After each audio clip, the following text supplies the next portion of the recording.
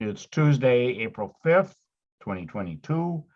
We are being recorded. It's a Zoom meeting of the Zoning Board of Appeals, 7 o'clock in the evening. And board members, this agenda we have could kind of crush us. At what point do you want to, do you think it's reasonable to close the hearings and continue the ones that we have not continued? Because I don't know, but I'm doubtful that we can get through all these. We've got 1, 2, 3 new ones and 1, 2, 3, 4. Well, anyway. What do you think is a reasonable time to call a halt? Because we do have a meeting next week for this particular purpose. The notice says the meeting is from 10 to 11, 7 to 11. So why don't we just agree on closing at 11? All right, well, if that's the way it was posted, okay. I'm good to go. So, all right, the next meeting, I'd just like to double check and make sure there's no conflicts in the last couple of weeks. April 11th, how does that look for everybody? Yep. Any problems? Fine. Okay. And then May 2nd, we don't have to get all the way into June, but I didn't realize our meeting was posted until 11. I don't see it on the agenda. No, I think you might be referring just to the calendar invite. Is that right, Charlie? The thing that I clicked on said 7 to 11. Lauren, you're here. muted. Yes, thank you. Thank you, Lauren Lynn, Planning Director, Planning and Zoning Director for the record. I just wanted to clarify that the 7 to 11 p.m. is the standard time that the Zoom account is booked for. We sort of estimate, between 3 to 4 hours typically for these meetings. So we book it for that time. That's not to say that you have to go until 11 o'clock at night. That's up to the board's purview. Lee, are you saying something? Lee is muted. No, can you hear me? Yep. I would say 10. I mean, the meeting has the last entry, the agenda has the last entry at 9:10. Yeah. I don't believe you get quality time after 10 o'clock if you're starting at 7, frankly, but I don't know. I mean, I wouldn't be slavish, if it goes to 10:15 or something, because we're 2/3 of the way through or whatever. That's a different kettle of fish. We'll cross that bridge when we come to it, but I just would like to put people on notice that I think 10 plus is reasonable in terms of just quality participation. I can assure you, Woody, if you call us or ask for a motion to adjourn prior to 11, You're not going to resist it or hold your breath or anything and pout? I will not get upset at you, guaranteed. Okay, that sounds good. All right, well, we'll open up the hearing then. The first is a continuation upon continuation at 508 Chief Justice Cushing Highway. Another request for continuance, and John isn't here. I think I'd like to skip this until John is present, because he's had dialogue with that applicant and the applicant's representative, and there are some concerns that there is no end in sight. And but I'd like to hear from John a little bit before. I think there has to be an end point, not tonight necessarily by any means, but there has to be an end point to this. It's been continued for over a year, and operations continue. There's David, but no. Okay, well, let's move to the second item on the agenda. Dave, you're here. Great. Which is the Franklins at 718 Jerusalem Road have requested a withdrawal without prejudice. How does the board feel? Should we grant that request or not? Yeah, I think we should, Woody. I think they came in front of us and, are potentially rethinking the plan. So I think it's fair to grant that. Yeah, I mean, that's a problematic piece of property, so they're going to have to get creative, and there's no urgency in our part. And we haven't invested any real time in it either. Right. We didn't. I think, well, anyway, whatever I think, but, so I would make a motion to accept the applicant's request for withdrawal without prejudice on 718 Jerusalem Road. Second, Okay, moved and seconded, all in favor, Woody Chidick, aye? Dave McMorris, aye. Jacobson, aye. Michael Dickey, aye. Lee Darcey. Matt Watkins, Okay, that's it. And Lauren, still no sign of John Helen? He just came in. Oh, okay. Why don't we tackle the first on the agenda then? As soon as he logs in, it's 508 Chief Justice Cushing Highway. Peter Capizzoli and his representative, Richard Henderson. John, are you at liberty to give us any update on where this stands? Before you got on, I said this had been continued and continued and continued. Yeah, yes, I could give you an update. I did make a site visit yesterday. I did speak to some other things. So this would be the 6th continuance for the hearing. As it stands now, there's the still has outstanding stormwater and conservation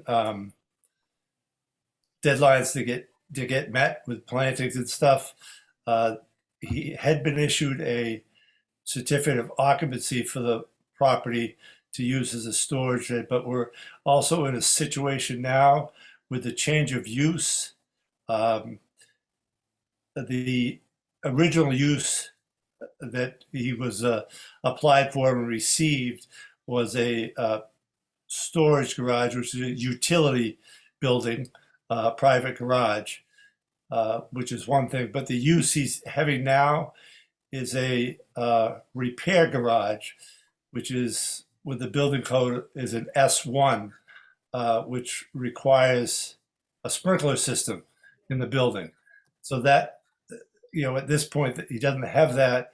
And also it allows storage of other hazardous materials. That's why the sprinkler system is required. So that's where we're at right now. He still has the existing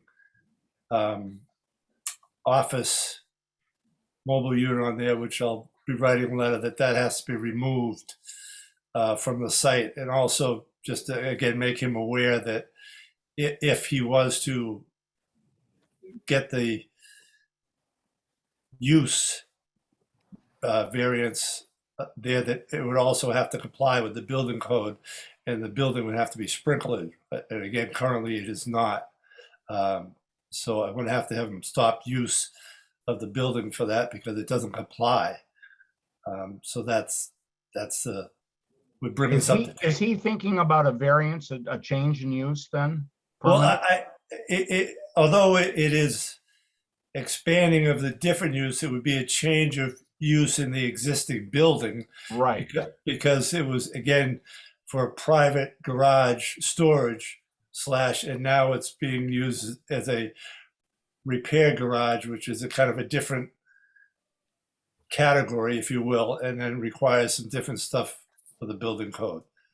So I don't think anyone has addressed that at this point, and I don't know that he was aware of it either, or any of the applicants. But that's what I just like the reading on the part of the board. What if we communicated or had John actually communicate to the applicant and say, look, we continued this hearing per your request until May, but at May, we will take action either to open the hearing and, a full robust hearing, or allow you to withdraw without prejudice. I mean, it sounds like he's got some real planning to do. Go ahead, Lauren. I'm sorry, I noticed Mr. Richard Henderson in the attendee section has his hand raised, and I'm not sure if that's the applicant for this attorney, but he may be trying to interject. Yeah, Richard Henderson represents him. Would you Yeah, like to so I'm hear? gonna- Well, let me just finish the thought, and then maybe Richard, you can address this, but you know, with so much kind of recalculation or possibly, I don't see any downside in just taking a big breath, allowing the applicant and his attorney to take a step back and get everything right in concert with John Hallen's observations, and then reapply to us. I mean, we're not opposed to you know, the basic premise, but there are some zoning hurdles to overcome. How do other people feel? And then we can open it up to Richard. Or do we want to hear from Richard right now? Maybe Richard is volunteering to withdraw, so let's hear from him. Okay. Can we promote Richard? Is done.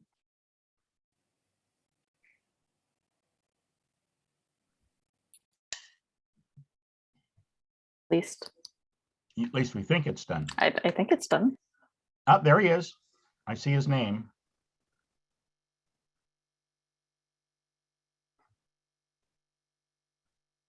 Richard, do you have access? He's muted now. Oh, that's right, he's muted. Is that anything you can do, Cassandra, or is he muted himself? He should be good now. Yeah, now he should be good. Okay, Richard. Richard, it's Woody Chidick, you're on.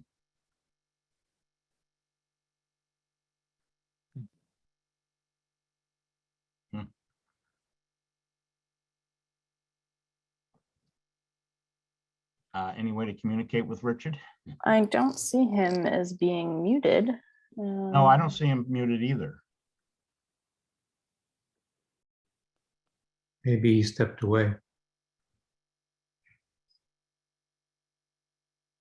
All right.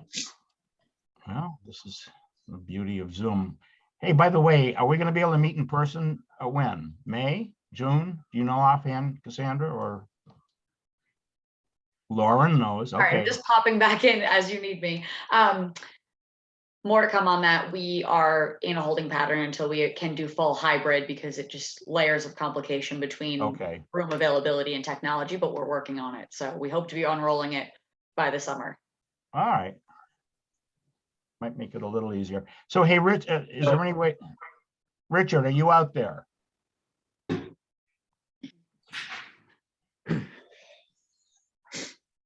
It doesn't seem like you have them on No, it's audio. not working. Now, Woody, as a reminder, because it's been a while, but I think they had an approved, they have an approved decision from us, and what they had come back in front of us for was, I think initially what they considered like a minor change in plans, right? Yeah. But they didn't have the as-built for us to take a look at what the change in plans Right. was. Well, But the we don't change have in we plans- don't have a new application in front of us or anything, right? We have an approved application that has a change in it that they're in front of us for. Changes, plural. Yeah, yeah. I think that we're listening to John, what they're going to need to operate to operate the way they would like is probably going to take a new application. And the initial plan that we approved that has the repair shop in the main structure. Right. Now there are two repair shops. Yeah. We only approved one. And I think we were told that the second one was not that the one that we approved in the main structure is not in use, but the other one. I don't believe that's correct. Is it, John? Aren't they interchangeably? I'm going back and forth between one building and another. I'm not sure of the extent to which they're using the newer building, to be honest with you. We'd have to ask the applicant. I haven't been inside there or seen much activity inside that building in the site visits I've had. So to this point, I think they did state that they hadn't occupied that yet. But I'm not sure of the status. Okay, now Richard is muted. Is there any way if he wants to speak to this before we move on? Yeah, if he wasn't able to, verbally communicate, he has the chat option as well, but I didn't see anything in the chat. Yeah, I haven't seen anything in the chat either. Not sure if there's much more I can do from this end. Well, I would recommend that we park this for a tad. Then I would like to hear from Richard. I don't know if he's going to withdraw or not, but we certainly cannot, in my estimation, continue month after month without some sort of decision on the part of this board. Can we table this till later in the Yeah, evening? See if Richard can That's phone what his I'd way in? recommend. Now, the next hearing is scheduled for 7:20. The Sestitos to raise an existing structure and replace it with a mixed-use building. Is the problem that, do we have a problem because it's 7:17 and it's posted for 7:20? Joel, what do you think? Are we, Well, I'd suggest you start, let's call it an informal discussion and then okay, reopen it. Are you expecting any representatives to appear? I'm expecting the applicant and Okay, or I don't know if they're represented by an attorney or not, but or their engineer. I'm sure they're coming with some, professional. yeah. Lauren, I do you do have any- see Lily Sestito here. I was just gonna ask. Yeah, I think, Yeah, I think Brendan has his hand up too. Brendan. from yeah, Capital. Brendan's here. I'd expect there's going to be some lawyers showing up too, so. Yeah. Well, might as well wait a couple of Hoadley minutes. from Hoadley Martinez is also has her hand raised. So we'll bring her up as well. Okay, well, I'd like to, maybe the Sestitos could tell us the order of presentation and who will be doing the primary representation, if it's an attorney or the architects or Aero Engineering or whomever. Hello. Yes, Okay, hi. Yes, I have Rich Henderson on the phone. I called when you couldn't reach him. So he is on there. He was on, but for some reason it disconnected and it said that he can no longer join. So I don't know if there's something that can be sent to him, but our engineer, our architect, and Rich should all be somewhere around. Oh, there's Susan. Yeah, so she's here. well, Yes, so- I mean, if he's unable to attend, that's too bad, but I think we've got to open the hearing. It's scheduled to be open. Okay, so Rich, do you want to try shooting over to the Hoadleys and or over to Susan and okay. He's going to try again, trying to get on. Okay. Okay. All right. Yes. Okay. All right, Rich.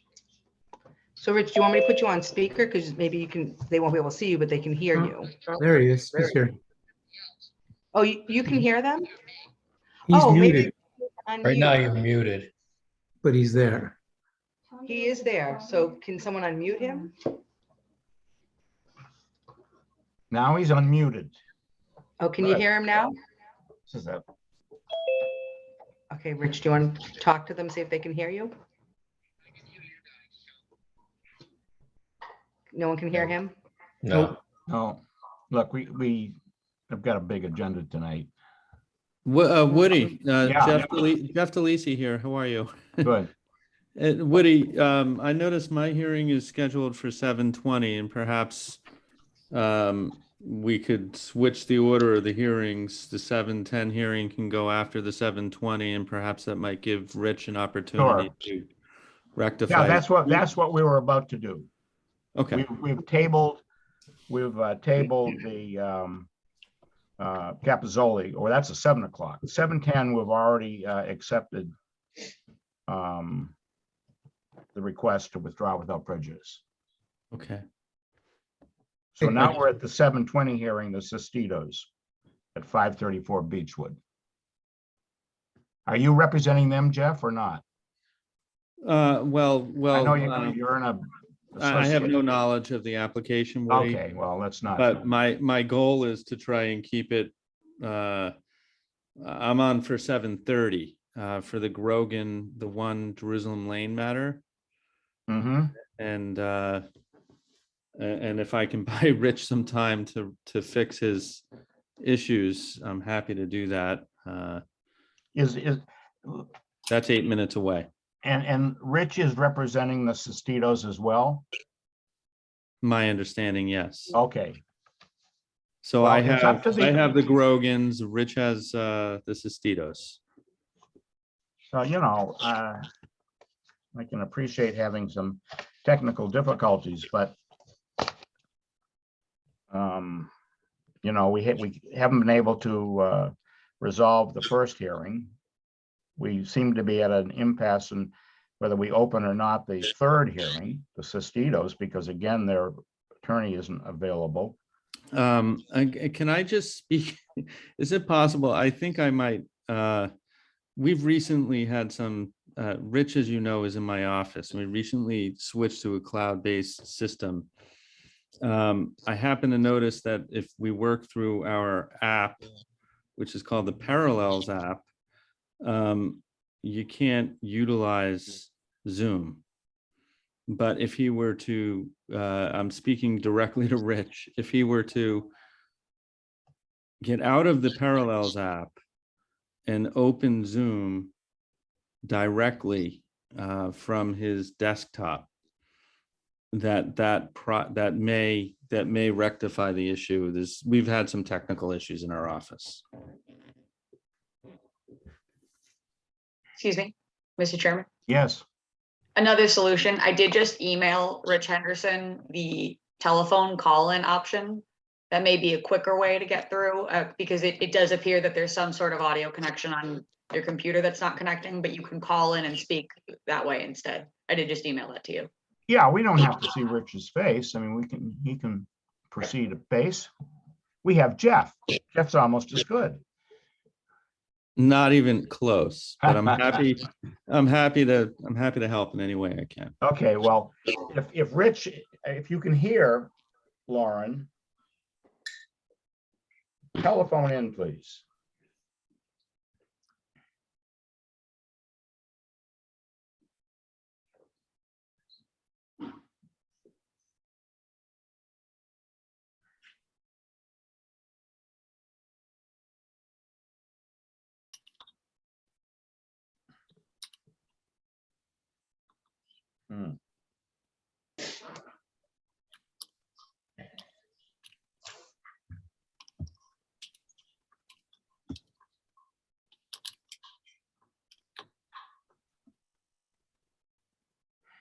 Mr. Chairman, Brendan Sullivan from Kavanaugh Consulting. I could maybe maybe start the process going, give you a little summary of what the project is all about. And then if Rich doesn't get in or doesn't get in, maybe we could switch over to 7:30 at that time.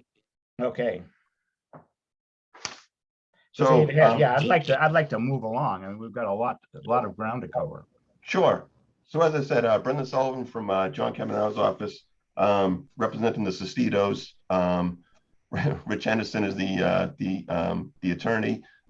Susan Holdley Martinez Architects, the architects, and the applicant Lily Sestito is on the line as well.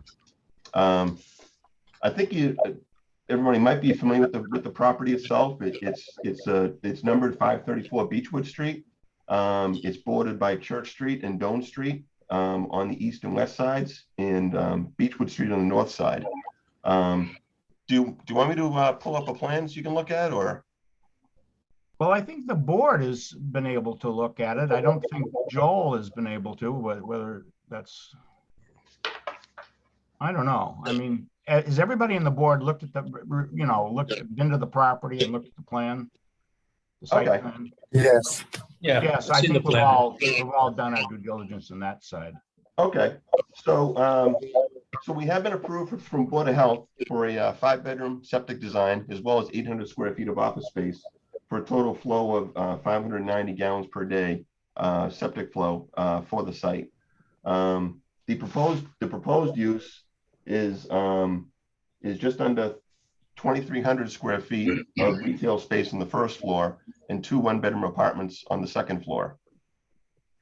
The parking requirements for that use is 26 spaces. We have 17 spaces and we have 1/3 of those 9 in reserve. We have 11 spaces on site, including a handicap accessible space. And we have 6 spaces that are head-in spaces that are in the Beechwood Street layout. We have the 9 spaces in reserve that back up to the 11 spaces in the back of the building.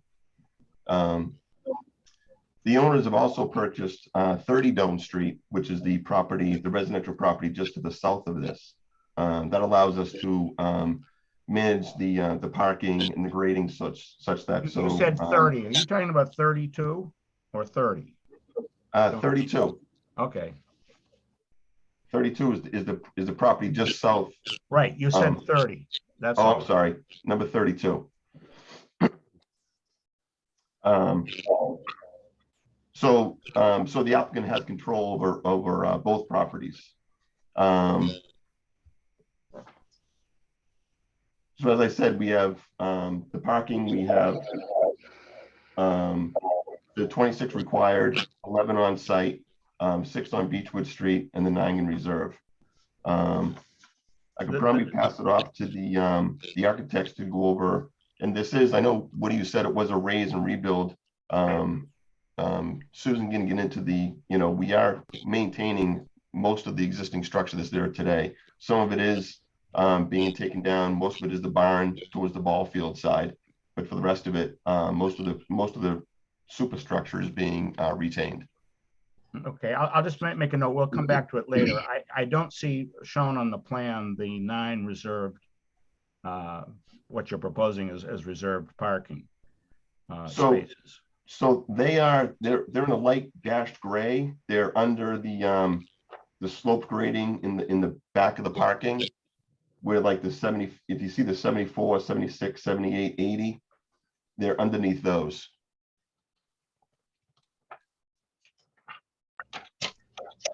Well,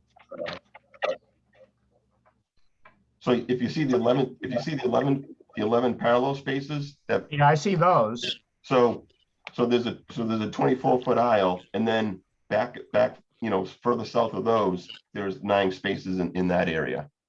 Dotted lines, which Yes. would, okay, that would require some change in terms of the ledge that it backs into. Yes, I mean, and that was one of the reasons why we're proposing the parking out on Beechwood Street. And I will say we've also met with Brian Joyce, the town engineer, and the traffic safety officer, Gregory Lawrence, out on site about. We originally had the parking on Beechwood Street as angled parking. So if you're coming down Beechwood Street traveling eastbound, you would angle in. But both Brian and Mr. Lawrence had noted that people coming from downtown will want to make that left-hand turn in there, which just isn't adequate for an angle parking, if you know what I'm saying. You almost be making a U-turn to get into the parking space. Mm-hmm. So they preferred the head-in parking, the directly 90-degree head-in.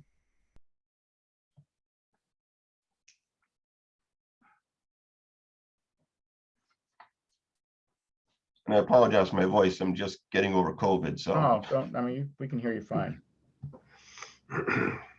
Well, Susan, how do you want to handle this? Because there are a lot of parking issues and spelled variances as far as I can read the bylaws. And that's a different kettle of fish than what you're doing in terms of reconstructing the building and, the amount of the building that's in the setback, et cetera, et cetera. So, I mean, these are different issues. So do you want to proceed, Susan, or do you want to have us dwell on the parking? Well, I would be happy to present the building. The way that we had intended the presentation was to go Rich, Lily, and Joe, and then the engineers and myself. And I think it makes better sense to an understanding of the project. Okay. If the Sestitos could jump in and sort of help I'm us quite with. happy to follow the applicant's lead, but somebody has got to say, here's what we're going to do and proceed. Happy to. I would say, Lily, why don't you go ahead, and if Rich isn't able to jump on, I'll just launch in with my piece. Okay, well, I'm sorry, what did you want me to answer for a question? What was the question? No, I'd like you to proceed with the presentation and have your team present, and then we can fire back, on issues or things that aren't entirely clear. But I think it'd be much more useful to hear from you in a cohesive or coherent fashion. Okay. So I'm not really quite sure what you really want us to say. So why don't I you know they describe have the project? Oh, Here comes Rich. Oop. Rich was on for a minute. Lily, could you please maybe just to try to get this back on track, could you briefly just describe a little bit of the history of the project, as well as the community support that you've gathered? Oh, sure, absolutely. So, anyone that's been up in that area has seen this building kind of deteriorating over the years. Joe and I have been interested in the project, and I used to deliver the paper there growing up, and used to actually go there when it was still the general store. There was not much of it left at that time. It was mostly penny candy, but it was still great, and we'd like to bring that back to that area. Beechwood was its own little area at one time with its own grocery store, well, the general store, the fire department, the church. So it was its own little area, and would like to make sure that it comes back to that. I think the kids in this side of town really deserve a place to ride their bikes to and buy a kite, and maybe we can get them off the computers and get them off of their cell phones and get them back out playing in the park. And so we're trying to get that community feeling back up in that area as well.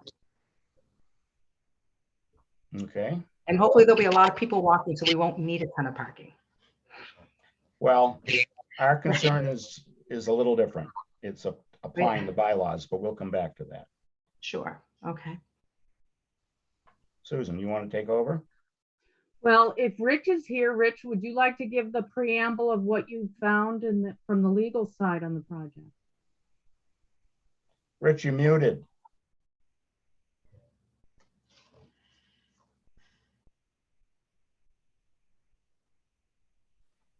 Can somebody get him to unmute? There you go. I think Susan should probably proceed with going through the architectural plans. That's an integral part of the presentation. That's the 8.7 part. It's the easiest part. If she goes ahead and does that, I can address some of the parking issues, but I'm going to request I be allowed to brief them because I think I have a different perspective on where variances are needed and where they're not needed. And I'm not sure they are. There may be one variance needed, but certainly not three of them. And I will address that in due course. But why don't we go over the plans first and Okay. explain the architectural design of the structure. That'll be fine with me. Okay. Thank you. Hello, members of the board. It's a pleasure to present to you tonight the Beechwood General Store plans. I am looking at EX1, which is a diagram that has colored shaded areas on it. Mr. Chairman, Yes. I know some of the people, the public that are watching would like to see the plans up on the screen. Is it possible to share the screen and put them up? I would expect they're more interesting. Probably, you're asking the wrong guy. I don't know how to do it. No, I'm not asking you to do it. I'm just asking if we could Sure. do that. Yeah, You Susan, don't have do to you, see the- Susan, do you have the If you ability? keep on screen sharing, we can put that up.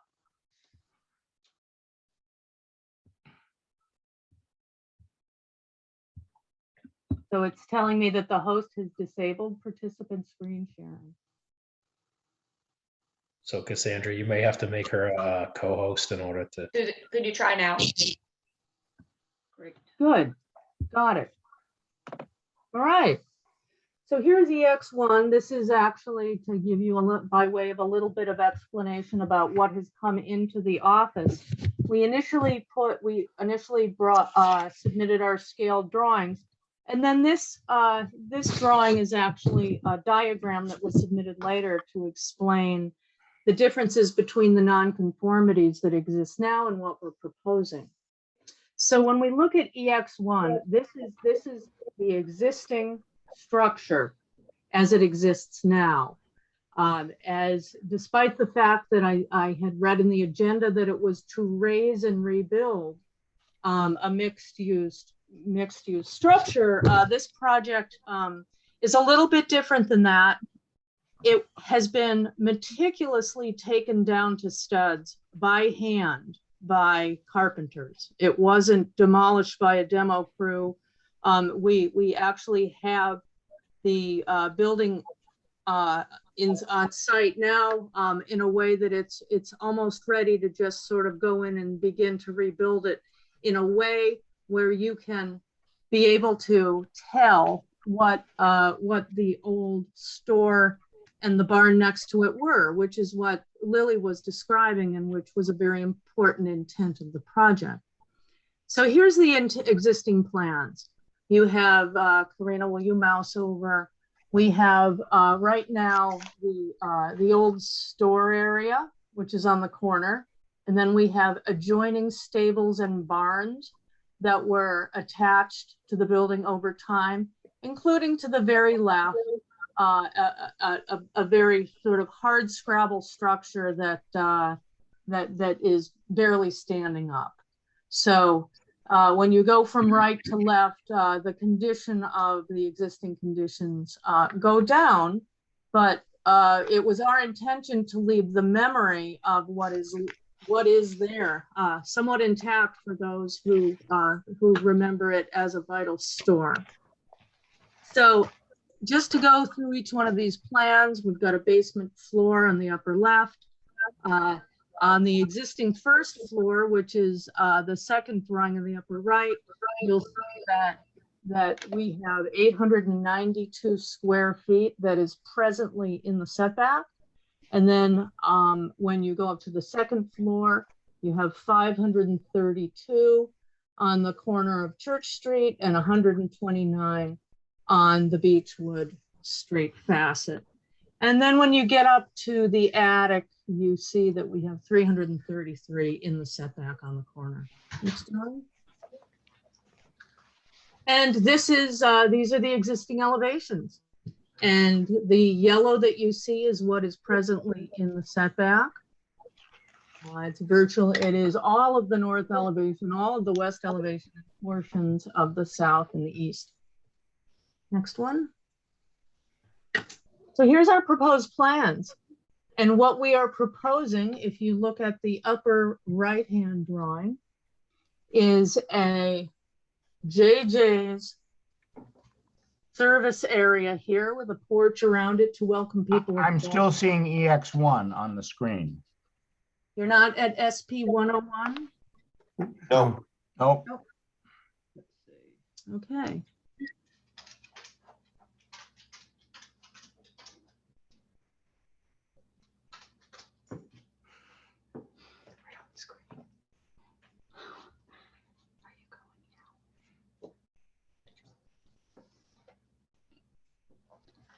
Hey. Anything up yet? SP 101. Okay, SP 101 is where I want us to be.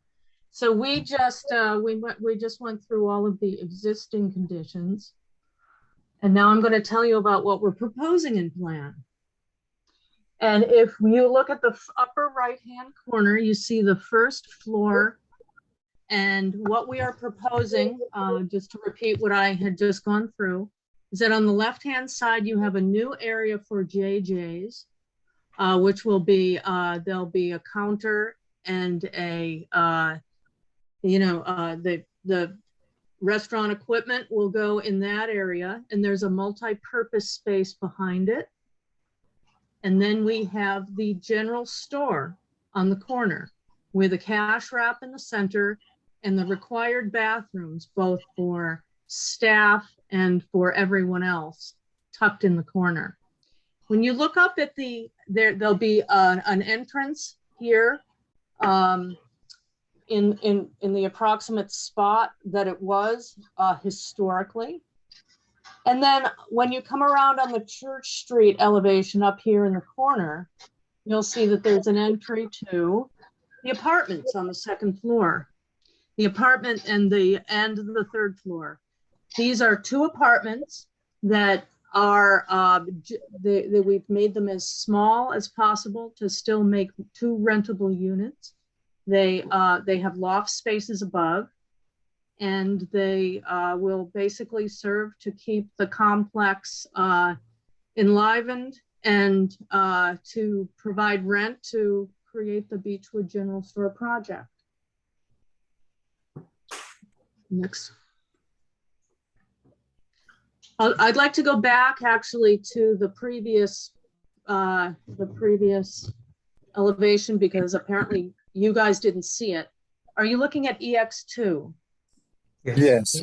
Yes. Okay, so in the yellow areas, these are existing conditions. And these, the yellow area shows what is presently non-conforming. Now I'll show you what we've proposed. What we've proposed accommodates all of the apartments above. It creates it preserves the edifice of the barn in the middle. It creates a very traditional form on the Beechwood side of the original Beechwood store elevation. And then when you get down to the east, facing the ball field, you have a very traditional porched window area where people can line up and congregate and line up for JJ's after a ball game. We have a little cupola on top of it, which we would put a low lamped lantern in to signal when JJ's was open and other things were happening at the General.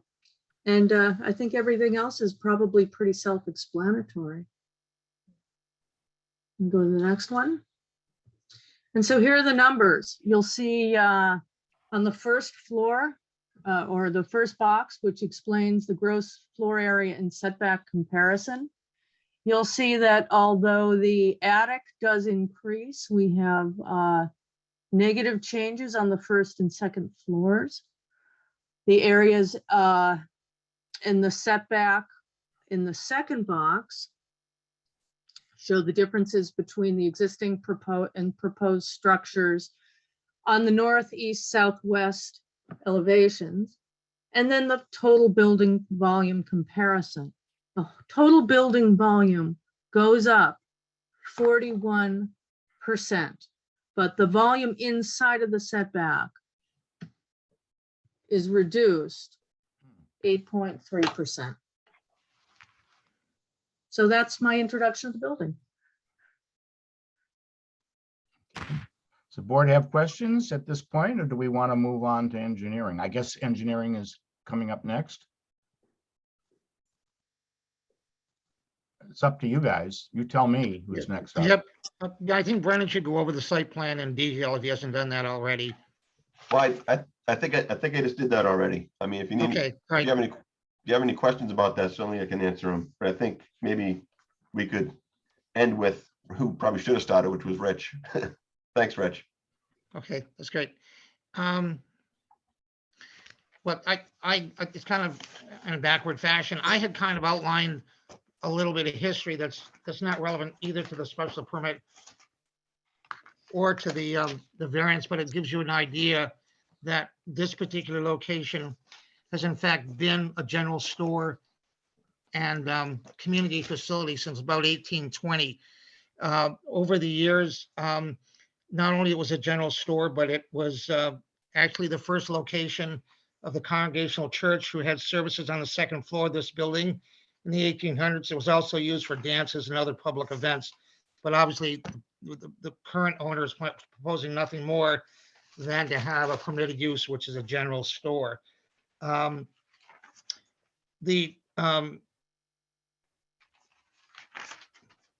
issue of parking, there's three requests for variances, and let me address each of them very briefly, and I think this needs to be followed up with something in writing. But first off, one of the variances I think I can do away with pretty quickly, and that is section 307.34. Parking loading spaces shall be arranged so as not to require backing vehicles onto any street. Right. I do not believe that is applicable, and let me try and explain. If you walk from the Abington Bank to the dry cleaners, if you walk from, Could we possibly move the screen over to what Rich is talking about? In there's other no words, plan, I'm let's just- move past this table, I think. you want to take the table down is what you're, Yeah, take the table down and put the site plan up.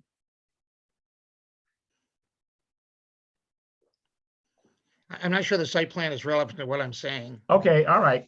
You put Okay, up what you all I'm want. saying is I'm trying to make a point, and the point is section 307.34 does not refer to on-street parking in front of businesses. It applies to people who come off of private property onto a public way. Every single parking space in the village of Cohasset that services a downtown business district, starting with Abington Bank, going to the cleaners, starting at Sotheby's and going down to the clothing store, starting on Ripley Road at Sotheby's and going down to the tavern and going into the parking lot. Every single parking space is an angle parking space that backs into a public way. And And why Rich- is that? I'm sorry? Well, Rich, that's in a different zoning district. No, it's not. It's exactly the same. It's a DP, it's a downtown business district. That's what we're in. Same district. You're citing examples from the village business But I'm district. getting to making a point. Let me finish, please. My point is that section does not apply to on-street parking. It applies to people who come off of a private property into a public way. This section does not deal, you have no jurisdiction on the public way. If we have on-street parking, we can back into Beechwood Street, Doan Street, or any other street. It's not a zoning issue. It's a highway issue. It's a selectman's issue. It's a Department of Highways. It's a county commission or state highway department. It's got nothing to do with zoning. This deals with people who back off of private property, not people who park in public ways and back into the So street. you're Otherwise, saying, any parking Rich- place in the village is illegal. Rich, you're saying the 7.3B. I'm sorry, um, 734B4 does not apply. B4, where does it say coming off private property? I don't see it here. It doesn't have to, but you only Why? have jurisdiction on private property. You don't have jurisdiction on public ways. So it has to be off of private property. All right, so the parking on private property is in violation, isn't it, of section of this 4? No, the only parking spaces that we're using that would back into the public way are the 7 or 6 places in front of the store, which are on Beechwood Street. What I'm saying is this variance is not required. It's got nothing to do with what we're doing on Beechwood Street, and the rest of our parking spaces don't back into a public way. None of them do. I'm sorry, this is parking and loading spaces shall be arranged so as not to require backing of vehicles onto any street. So we're dealing with private property here, not No, we're the dealing street with public itself. property. It's Beechwood Street and Beechwood Street only, and you have no jurisdiction. If they were backing from their private property onto Beechwood Street, you would. They're not. They're They're backing off of not a backing public from way private onto a property? public way. All right, listen, I don't understand, I don't follow you at all. The 6 parking spaces are on private property. Would you agree? No, they're on Beechwood Street. They're on Okay, so public- they're on a street. There are street parking. Right. Now, our bylaws say that parking has to be on site. I know that. Off-street We're getting parking, to- off-street parking. I know, we're getting to that. That's Okay, one of the so we'll variances we're have to find out requesting. how these can Right. qualify. I understand what we asked was a variance for these 7 places. That is an appropriate variance, I think. But the application refers to the section, it's not relevant to what we're doing on Beechwood Street. And there is no other parking where it backs onto a public way. So I don't think this, so the issue of the other 7, yes, we are asking for a waiver of 7 spaces because we think the town's going to allow us to have 7 spaces on Beechwood Street. But the other thing you should be aware of, that the bylaw is deficient in one way, and that is if you look at the ensuing section, which deals with parking in the downtown business area, downtown here, that you don't need any parking spaces at all if you're within 500 feet of the town parking lot. There's no similar provision for the Beechwood downtown business district. However, when the only piece of legislation in the bylaws going back to 1955 that deal with parking all over the community with the very first bylaw that was passed, and in referring to all business districts, Beechwood, the industrial district on Border Street, the downtown parking district, it said, had certain requirements that everyone had to provide off-street parking, but then it went on to say, buildings hereinafter constructed, reconstructed, extended, or converted on lots within 1,000 feet of any parking lot provided by the town, and existing business establishments shall be exempt from the requirements. That's 1955. That is the only piece of Is that legislation. superseded, or does that exist in our bylaw today as we It speak? doesn't, no, it doesn't exist at all because there's never been another reference to Beechwood in any Well, of these it's not bylaws. valid then. But It's but not let in me the finish. bylaw, Rich. There are 28 parking spaces, public parking spaces within 500 feet of this store. I went up there myself and counted them. Lily did this morning. I went back. So all of the Beechwood parking spaces around the ballpark, there are 18 bumper parking spaces. There are 4 on the first base line, and there's 5 on the extreme left-hand side. There's 20-something spaces within 500 feet, public spaces.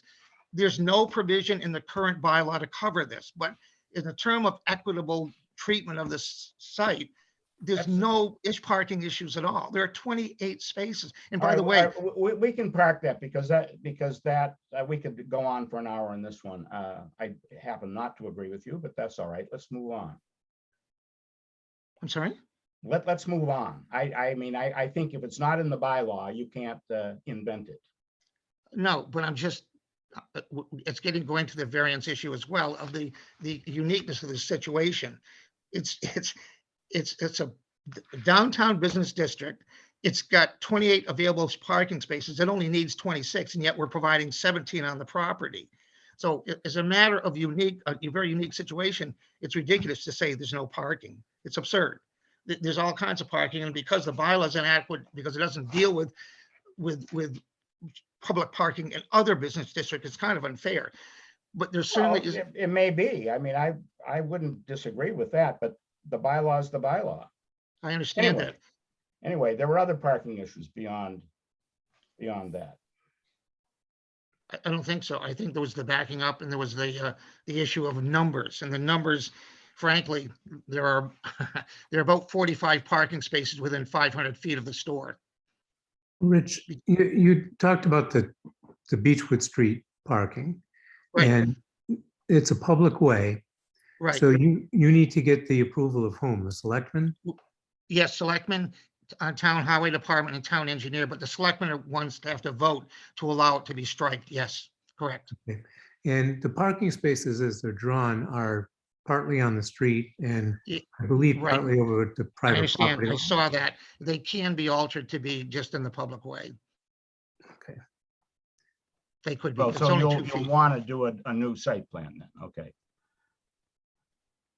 If you want to show those, there's 6, not 7 spaces on the The site 6, plan I have. correct. And they, as Dave said, they're partly private property and partly public property.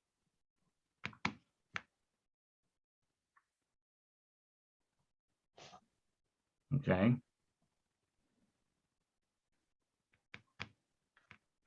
Now, let me go to something else, and let me go to section 7.2.1, I guess it is, where it talks about, a 7.3, our chart of parking, the famous Right. chart of parking, where it requires a 24-foot maneuvering and spacing back of the 9.5 by 20-foot space per se.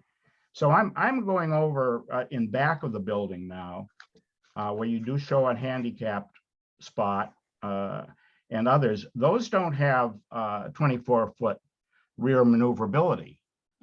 You'd have to go on this neighboring property. Now, are they willing to make a change in the deed or the easement to allow this to happen? Yes, as I said earlier, the Sestitos own that property at 32 Doan Street.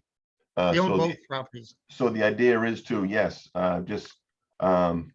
we could change the lot line or get an easement or something, but there is. Okay, there is a- yeah, well, there is a- something will have to be done, but Yes. it can be done. It can be done. Well, actually, Yes, you don't have to do anything. The lots merge.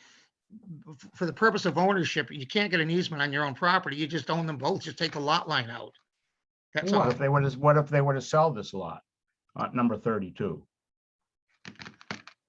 That would present create a problem. Well, not, Well, I also wonder about, speak to me about 7.31, which says that no vehicle parking or loading spaces within 5 feet of any lot line. Obviously, you can move the ones in front all onto the street if the select board allows you to, but you may be okay. I see I don't know, do you violate that setback, or are you fine everywhere other than the front? no, all the parking spaces are set back greater than 5 feet. Okay. Um, Yeah, because I didn't see a measurement. I just didn't, we'll have your testimony there. I can dimension that on the plan if you like. Yeah, or just make a note or to do something. I mean, you know, so that we have an accurate. Okay. Can I ask another question on this on-street parking? So what part of the bylaw gives you the opportunity to use the on-street parking to count toward your parking? it doesn't. It does not. Okay, so There's need a no variance. right. I'm So sorry. tell me- That's one of the issues that we're confronted with. We are selecting those 7 spaces to be on there to fulfill our requirement. But technically you required a variance, at least that's the board's position. I'm not completely sure of that. Okay. There is no right, there's no bylaw right to do that, to answer your question. All right.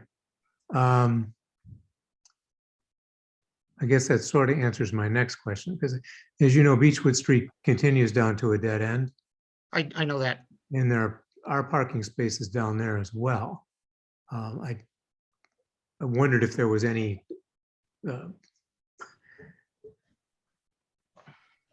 comparison between spaces down there, spaces in front of the store, or, you know, what spaces count, what spaces don't, and what do you need to make them count? Well, 500 feet. that's the unfortunate problem is that the bylaw does allow public parking to be counted in downtown business. It doesn't allow the public parking to be counted in Beechwood, because after the 1955 bylaw, they never addressed parking generally in business districts. They adopted this town parking lot exemption, which only applies in the village. Right. So there's no current bylaw that allows you to legally incorporate. Right, public and parking. that would be true of West Corner up there. They're not allowed to have on-street parking to count as part of their requirement. I mean, it isn't so much that the downtown business district here in Beechwood is unique. It's the fact that what's unique is the village business district, and the other downtown business districts are not allowed to use on-street parking to count against their requirements. We're not asking to, we're asking, the other parking places are public parking places. There's no public parking lot in West Corner. There's 28 public parking spaces across the street from this property that are public.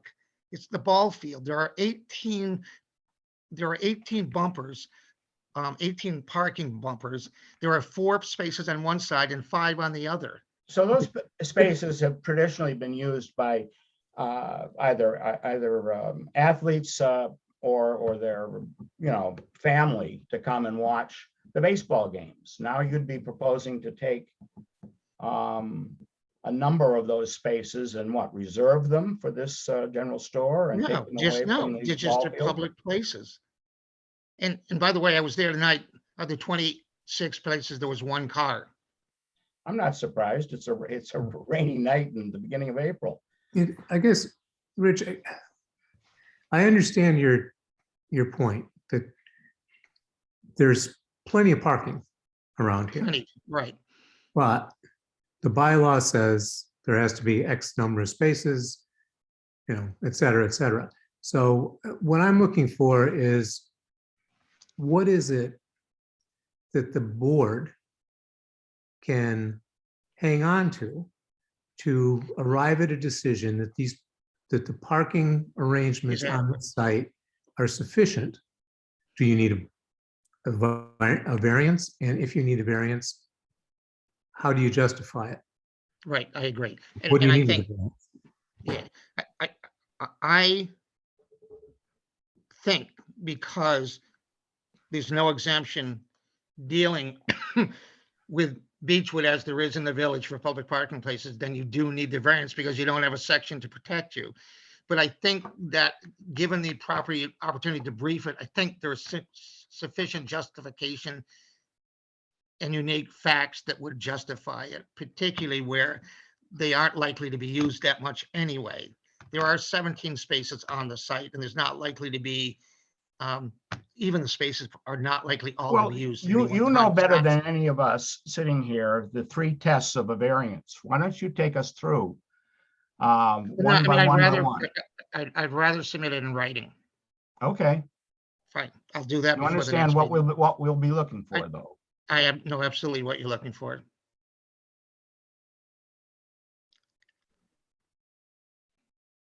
The other, is there, by the way, is there a loading space? I'm not sure, Brendan, I saw a loading space. That doesn't mean it doesn't exist. It just means I probably missed it, but. No, I'm not showing a loading space. How is the general store going to get its goods? Possibly off hours or off of the street itself. Well, maybe you can address that too, Rich, because I think that this is a commercial structure that's going to need, it is going to have loading, so I think it ought to be on a plan. So it will, the plan for making deliveries to the general store will be to bring trucks in to the back and then up that little gradual ramp and through the double doors in the back in off hours. So off hours, you're going to be occupying some parking spaces, but you'll be having deliveries off hours when there are no patrons. Yes. And it's not a high the general store is not a high volume. Yeah, I agree. I mean, we'll just have to incorporate that into a decision, though, if we were to grant it and prohibit any loading while there are patrons in the store. So the store will have to be closed at that point, I presume. I guess this goes back again to the selectmen's jurisdiction. If there was to be a loading zone on Church Street, is that something that the selectmen would have to permit? Yes, if you're going to have it on a public way, the answer is yes.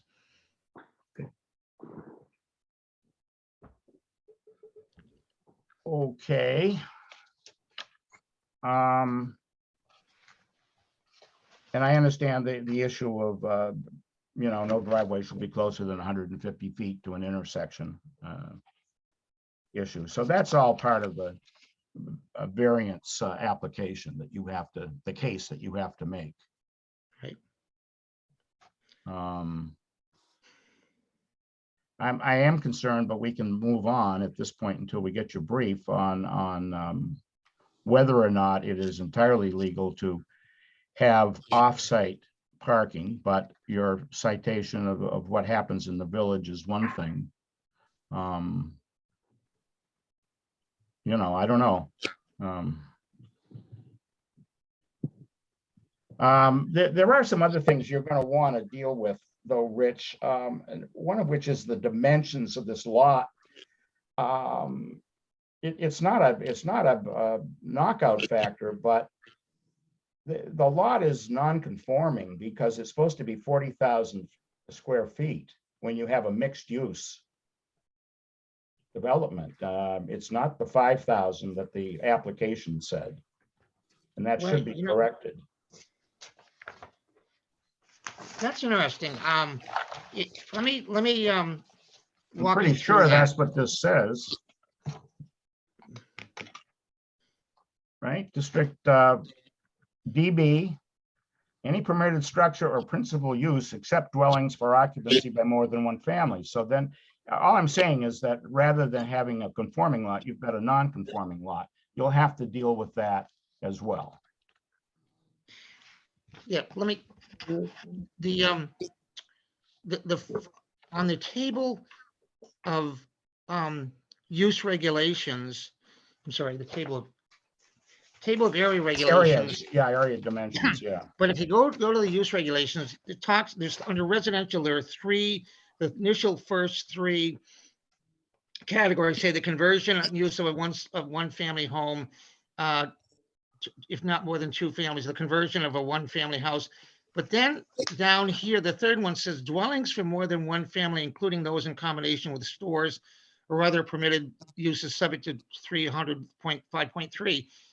I don't see anywhere in this bylaw where the 40,000 square foot provision applies to dwellings for more than one family in buildings in combination with offices or other stores.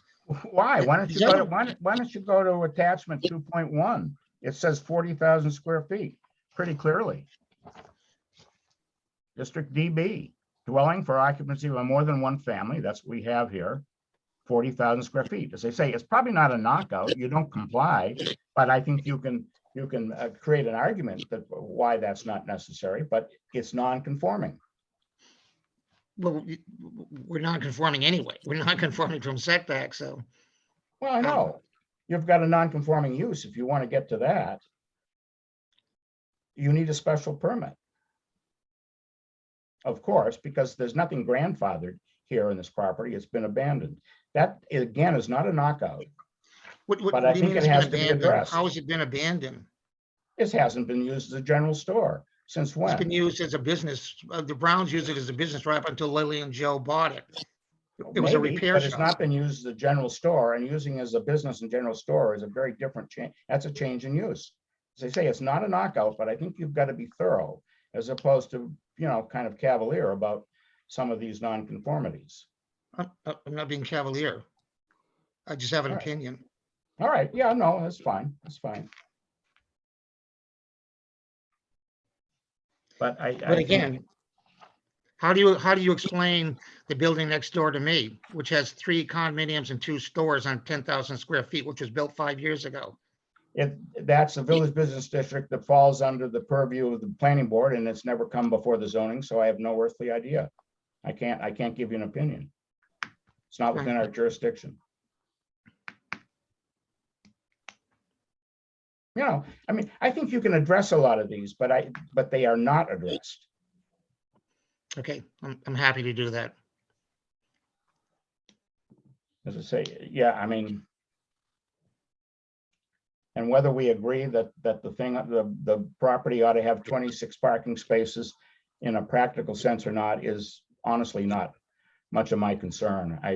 You're going to have to pass the variance tests. Or put all the parking on the property, one or the other. If we Yeah, can do I that. mean, you can get, yeah. And those reserved parking spaces, the other 9 or whatever it is, will require in time earth moving and site work. I don't know what the planning board, that falls under the planning board. If you're going to leave those, as a third, well, it's in your own brief. So, will that satisfy the planning board? I don't know whether it has rules and regulations dealing with the banking of undeveloped parking. Right. Again, we don't deal with it, but I'm sure if the planning board says this passes muster, then we would take that, obviously, because they have the jurisdiction. But I don't know whether they have regulations. How come you guys haven't gone to planning first just to get get that little nit out of the way. I don't know, I can't,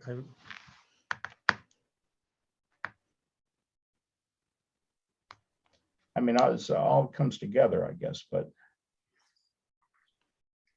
Well, I think you've right. I mean, I don't know, board questions, then we can open it up. But I mean, I think I'm going to read with great interest what Rich, his revised brief will have to say.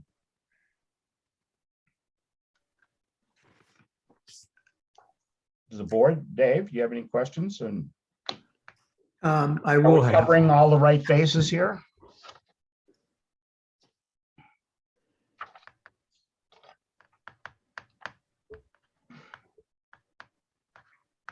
Well, I mean, I don't see the lot size as being a significant issue for a mixed-use building. It's pre-existing non-conforming Yeah, in so many ways. but I think it has to be acknowledged and Yes. and relief sought and relief granted, but that's. And I think the project as drawn shows a lot of, or at least shows some improvement in the nonconformities. It certainly shows a world of improvement in the aesthetics. And I think this project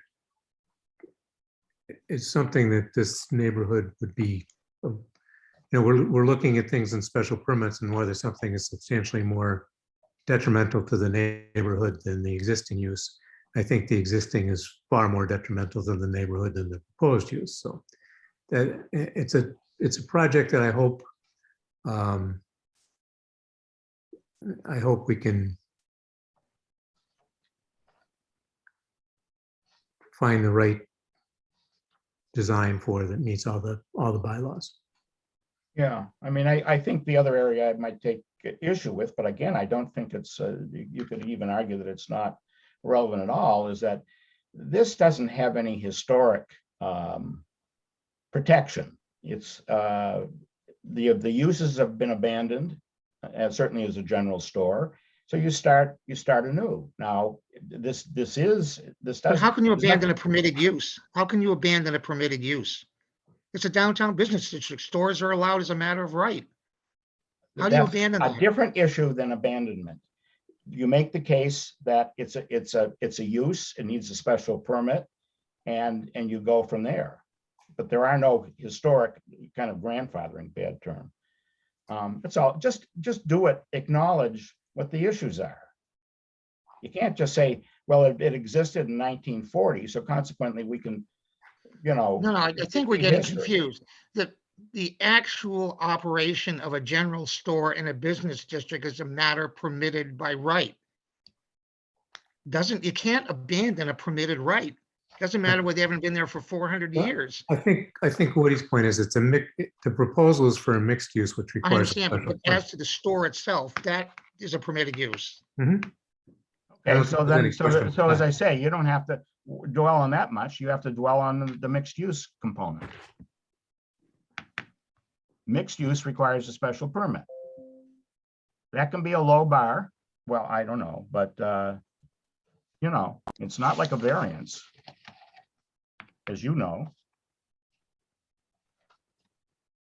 But it's got to be addressed, I think. Okay, thank you.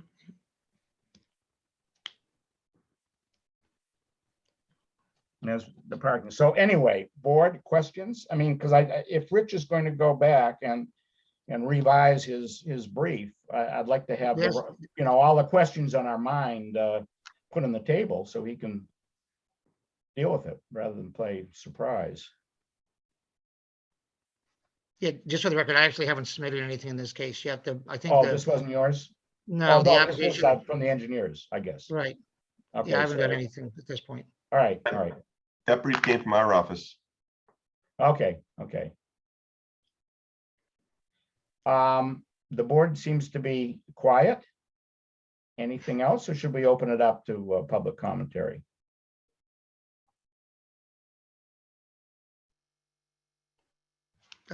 Okay, okay, Cassandra. We must have people waiting in the wings. Yes, so I have W. Jansen at 75 Aaron River, who stated that they've been looking at an incredible eyesore for years that is becoming incredibly dangerous if left as is. As nearby neighbors, they are in full support of the proposed storefront and welcome the addition to the neighborhood. And then there's also a Marcy Fleming who just made note that the general store was operating up until the early 70s. Right. Okay.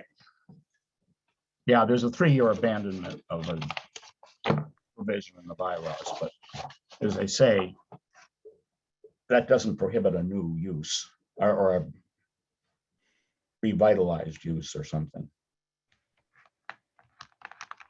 Anything else in the wings? Nancy Norris also commented that I'm assuming that they intended to say this would be a boom for the neighborhood.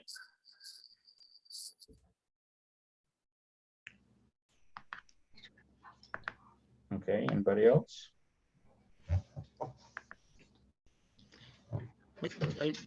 I would point out that there were petitions signed by several people in support of the project as well, which were filed, but only recently. It might be useful to maybe Cassandra or Rich, if you know, I mean, have there been anybody in opposition? I could imagine a pretty large outpouring of support. And we could read 20 or 30 of those, but Right. you know, is there anything, any contrary point of view or? I have never been contacted by anybody, but there's no reason why someone would contact me. I know of nobody who has objected. Well, I guess Cassandra would know if anything. I haven't seen anything in opposition of it. All right, so I mean, rather than just repeat, you know, I'm in favor of, I'm in favor, you know, I understand how the neighborhood would probably be disposed favorably. And I think that's fine. I mean, I think that's good that they're in favor. Okay. Well, thank you. I would make a motion to continue the hearing until, well, actually, Rich, we have 2 upcoming meetings, one of which is next Monday, the 11th. Yeah, no, I mean, we've got that sort of a parking space in the event that hearings go on and on and on. So would you prefer to see this continued until May? Yeah, 4th? I can't possibly address everything you've asked by Monday. Yeah, no, I Do it don't well. expect you to. I don't, no, that was just a placeholder. So, Okay. I mean, it's your option, really. Yeah, it's up to Lily and Joe. What?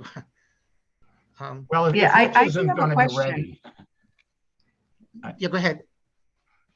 So my question is, I know we've been talking about the mixed use. The Browns did live at that property up until pretty much almost up until we bought the property.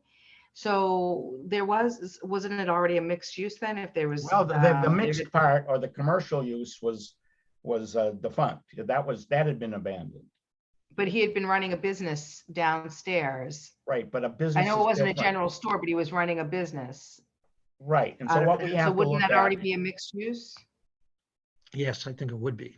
probably would be a mixed use with a different emphasis on the mix. I understand that, but if it was Well, a mixed that's use. the point. What do you think, Rich? Right. I'm sorry, was that addressed to me? Well, yeah, I mean, just what do you think? I mean, if it's a mixed use, if it was a business and a residence. Now, would it be an in-home occupation? I don't know. If you have a residence and a business use, and the business use is permitted, which I guess was a small repair business, then I think it's a legitimate mixed use. And again, if we're dealing with permitted uses versus permitted uses, it's not when you're got a non-conforming use and you want to change it to another use. If you have 2 permitted uses and a resident in the property, it's a mixed use. And that's what I was trying to point out when we closed on this. I can't remember now how long ago it was, like a year ago. There was someone who had been living there and someone who had been running a business there. And that was as late as 2021 or 2020. And I remember when we did purchase the property, Mark Brown had mentioned to us that his father had always kept the license up for the general store. So I think he had mentioned that the license still was in use. To 2024. Yeah, to 2024, I believe he said. So I don't know if Yeah, that's something that can be, don't think that may not be awfully relevant. I mean, frankly, because we could get into the definition of what is abandoned and used, pursued, otherwise engaged. I mean, if it wasn't used, having a license doesn't exempt you from abandonment, but abandonment may not be the big Yeah, issue here. it is, I think what was being described is miscellaneous trade and repair services and shops Yeah, is an allowed use as of right in a downtown business district. So there was a pre-existing mixed use in the building. Yes, definitely. and now it falls under the special permit because it's for more than one family. Correct. yeah.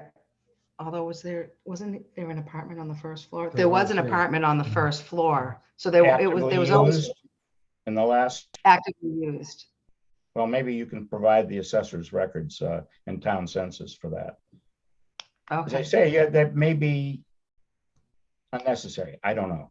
But it's up to you guys. But if you want to say that it's been actively used as a residence as well as a business separately, then it's been a mixed use. But you would have to demonstrate that it's been used actively up until a year or two ago. well, it was 2 years ago, I think 2020, when we purchased it. Okay. I'll leave it up to you guys. As I say, I mean, yeah, sure. Okay, so we've heard from the people. I would move that we continue this hearing for Rich and any other submissions that may be coming in until May 3rd. I've made a motion. I second. Moved and seconded. All in favor, Woody Chidick, aye. David Morris, aye. Charles Higginson, aye. Michael Dickey, aye. Lee Darst, aye. Matt Watkins, aye. Okay, so we've moved it. And again, in the interim, Rich, it might be useful if, I don't know, you may not be ready for it yet, to get permission from the town, or at least put on the table that you'll need their acquiescence. We'll do that. Okay, Okay, thank you very much for your time. Thank you. all righty. The Thank next, you. right, and we're a little, to say the least, a little bit beyond here, but at any rate, we're now at 1 Jerusalem Lane, the Grogans, seeking to construct a second-story addition, and this was on 1 Jerusalem Lane, and that was again continued from last month. Who's representing the Grogans? That would be Okay. me. Yep. Okay, so Attorney Jeff DeLisi, I'm here on behalf of the Grogans, Ken and Lauren Grogan, who are the owners of 1 Jerusalem Lane. I'm here with my development team, which is Brendan Sullivan of Cavanero Consulting and Susan Hoadley and Karina Martinez of Hoadley Martinez Architects. I'm just going to try and share the screen. I know the board has quite a hefty agenda tonight, and I'm just going to jump right to it and show what we have going on here.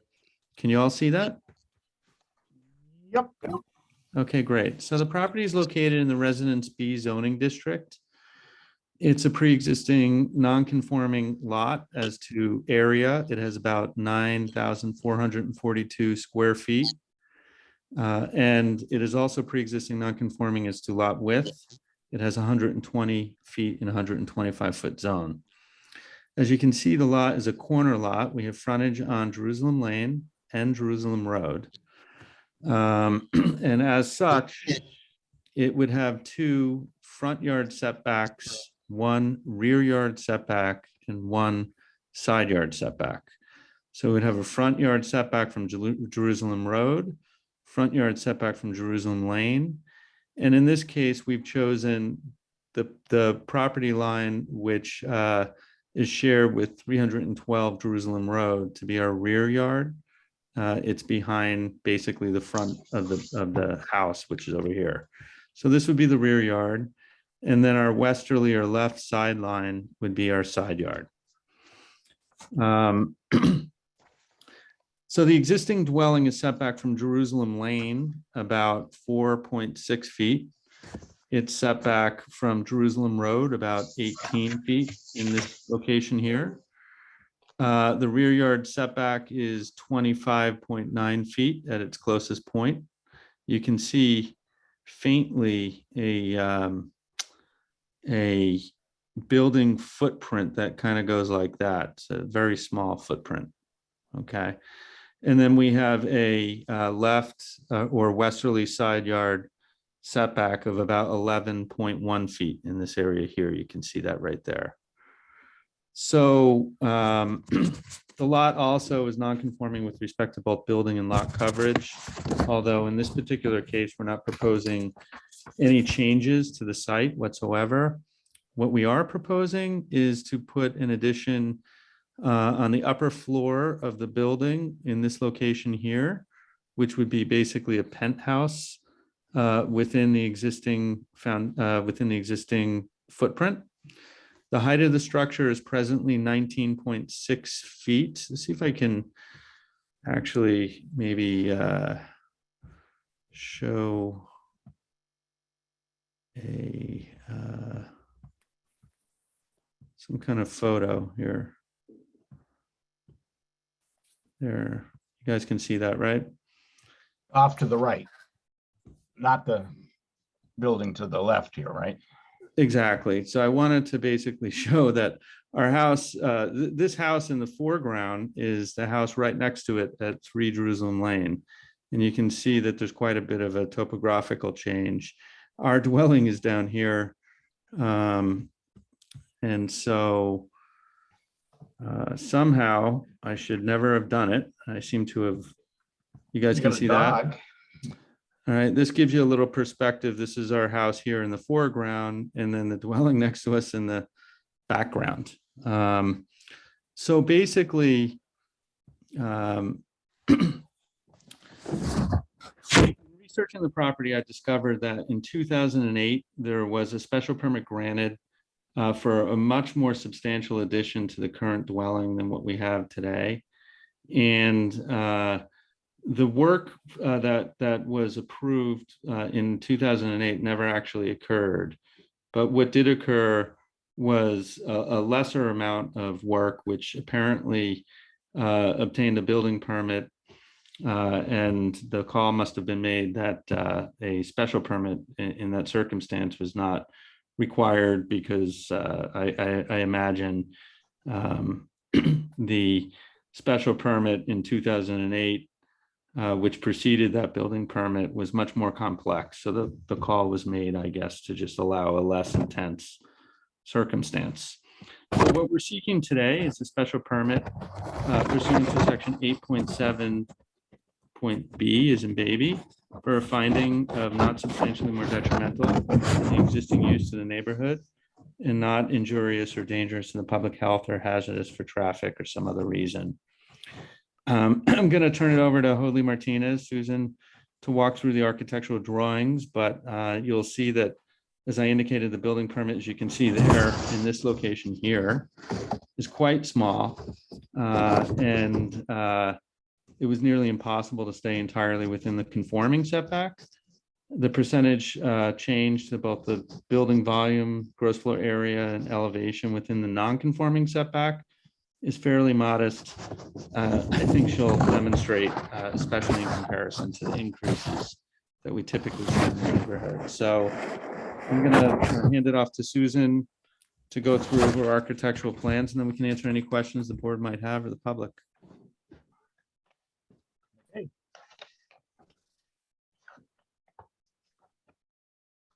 Susan, you're muted. Okay. There Hello. you go. There you go. All right. Does everybody see a photograph? Yes.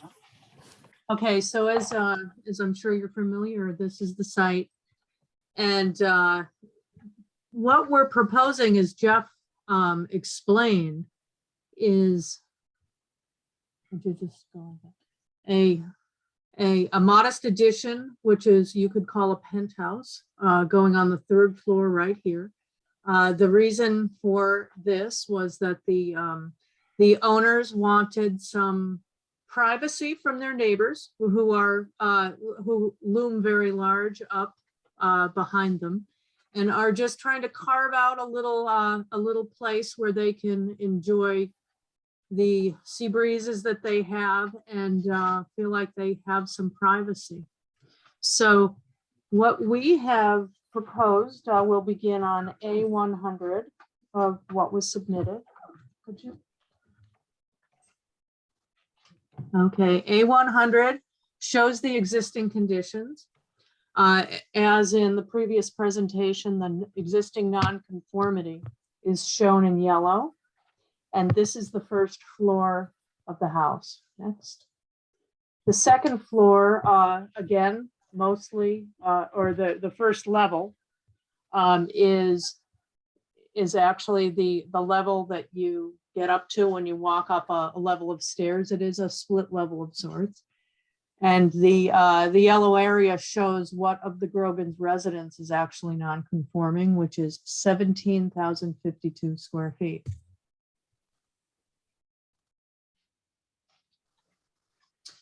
And what we're proposing is above that 1st level.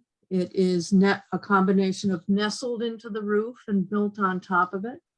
And it's essentially a set of stairs that leads to a little lounge area with some doors that can be thrown open to a little roof deck. And what we have done is shown in red where the actual proposed addition is. Here's the roof plan with the extent of what we've added. And here are the elevations. The elevation at the top shows the extent of what we're proposing on the 3rd floor. And then the drawing on the lower right hand of the page shows what would be seen if you sliced through the ground and looked at it directly from the very, very large house that looms over it. Could you say that again, Susan? Okay, yeah. The last part about looking at the view that the neighbors will have. So the neighbors are up above and they will look down upon this addition to the 3rd floor. That brings up a question for me. Can you, I think perhaps I didn't get the site plan in my packet. All I have is this. You know what I just discovered? 3 site plans, all the same in my packet. Do any of them show the neighboring property? Good point. Did I just take over your screen? The site plan I have does not show the neighboring properties at either neighboring properties, the one to the north or the one to the west. Okay, the one that you're showing on the screen does, but I don't see it in my packet. The original site plan did not show the abutting properties, but I did revise it and I added those properties. Revised that to 8, just about a week after submittal. Jen Oram contacted me and I revised the site plan. Okay, it's probably somewhere amongst these papers. Brendan, is that the site plan that we're looking at here? Yes, it is. Yeah. Okay. So the site plan that's dated February 1st, it looked with a revision date of February 8th down here. Added a butters, as you can see. Oh, I see. Okay. Yeah. And so that would be here and here. Yep. Okay, that's much better. And now, Susan, talk to us about both so you're saying that Free Jerusalem Lane, the big structure, is going to look down on these turrets or this, whatever it is, penthouse. What about the neighbor to the north that's set down yet again, right on Jerusalem Road itself? What will they look up at? Yeah, well, are they going to be looking up at it, and is it going There's to a lot loom of large over foliage them? in between, but yeah. I know foliage doesn't count, but yeah, let's look at the site plan. We can explain. Okay, I'll pull that up for you, Susan.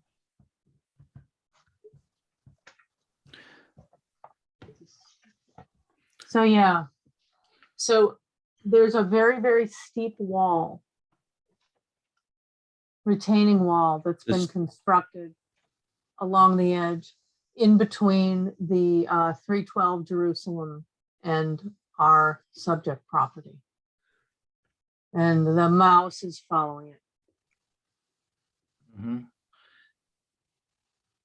So so what the you one don't Jerusalem- have on here are topographical changes. Yeah, The area of the area of the addition is in this particular location here, which is further away from the rear property yard is the required setback. So I don't think I had mentioned the current home is 19.6 feet in height. And the portion of the home that will have the addition will increase the height in the area of the addition only to be approximately 34 feet in height, which still conforms to the height requirements of the bylaw. So Karina's going to put up a picture that's pretty good at explaining the topographical differences between that abutter and our subject property.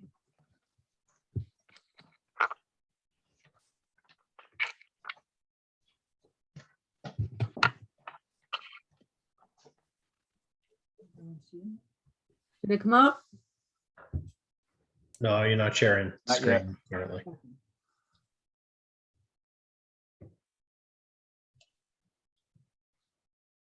okay, yeah, with photograph. There's the house. Yeah. And there's that wall, you can see that wall that I was describing. It sits right up on a very, very large outcropping of ledge. Yeah, so the first level of 1 Jerusalem Lane is the roof height of whatever that number is, that those people there to the right. And in turn, the roof of 1 Jerusalem Lane is kind of pretty close to the ground floor level of the building above it.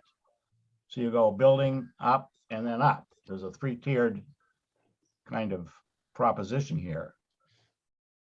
I don't know if the, and we can come to it, whether neighbors at all feel that there's any intrusion, but at least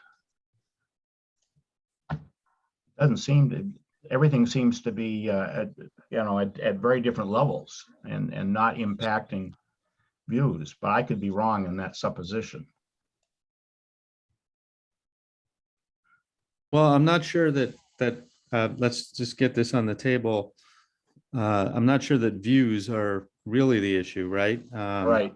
So, because the board doesn't have jurisdiction over. Right, views. no, it could be, shade- Light, I think it would shading probably be and light. Wind and, but. Right. And the point I was making was the area, this is tough to tell because this is not the height of the house. This is the house behind it over here. But the area of the addition, again, is set back from that property line significantly. The area of the addition would be over here. So, we meet the setback from that standpoint. So I think presumptively, we've kind of met some criteria on that side of the property, so to speak. Yeah. I'd buy that argument. What, I guess, having a little trouble with this, what is the setback of the addition on that side line?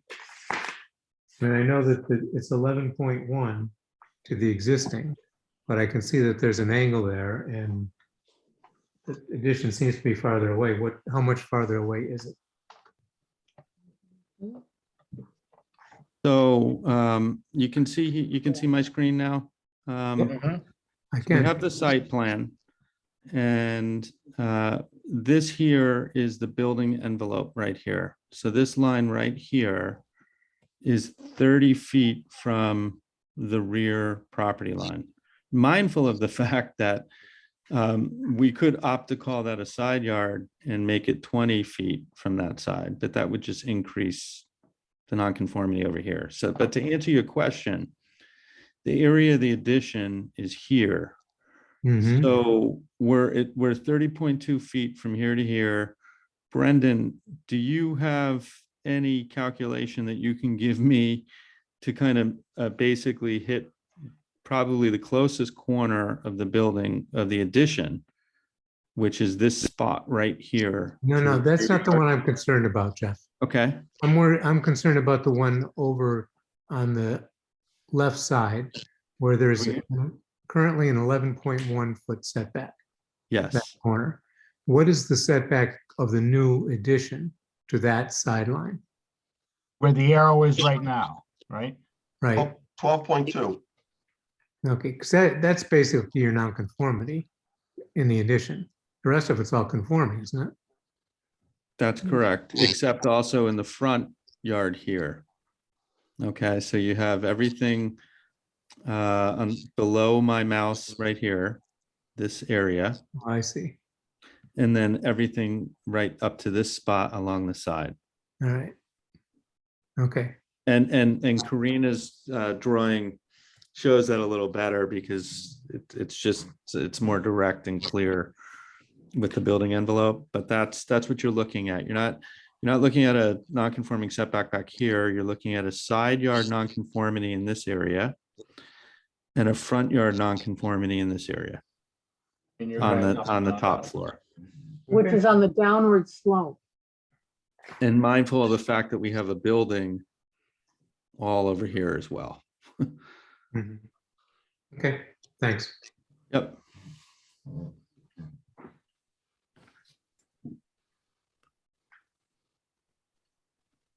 Board?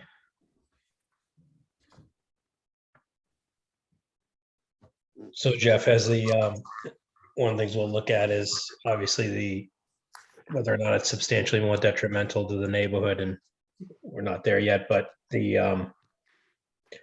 have anything to share, either further opinions on that and or have the plans been shared with the direct abutters? And has there been any feedback? So I don't know the answer to your second question. I'm not aware that the plan has been shared. As far as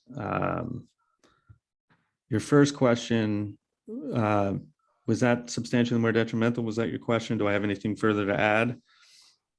I guess what I would say is that I think it's always instructive to look at the nature of the proximate homes in the neighborhood in order to ascertain that. And I think that, number one, we kind of have an unusually shaped lot with a pre-existing home on it. And where we have a home over here, as Woody pointed out, which is kind of on top of us. And then, as is obvious from the photo, we're kind of on top of this over here, which is also an unusually shaped lot and contains both lot and building nonconformities. So I think that the lots directly on either side of us are similar in nature. I don't think that there would be any effect whatsoever on either one of them. As far as 3 Jerusalem Lane is concerned, I think I showed you the photo. They're looking at our roof and they're still going to look at our roof. And they're still, not that views matter, but they still have an expansive view of the Atlantic Ocean. And that's not going to change. As far as this property over here is concerned, what the issue is the area that you care about, that you have jurisdiction over for this call, which is to the left of the building envelope line right here and in front of it. And I don't even think it's necessary to develop sun studies or light or air studies for this one, because the setback is so distant that and we already meet the setback requirements from that property line, that I don't think that I think logic dictates that there's really no impact on that property either. I can understand if they articulate a concern, because who wouldn't be concerned with the house next to you going higher?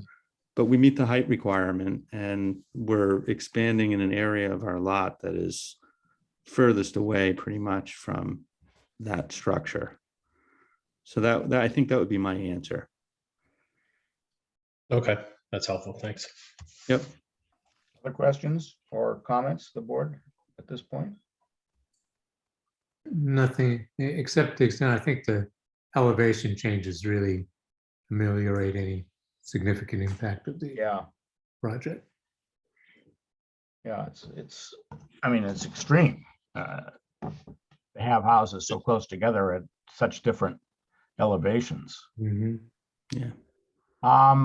Do we have, my friend Cassandra, are there people waiting in the wings, waiting to be heard?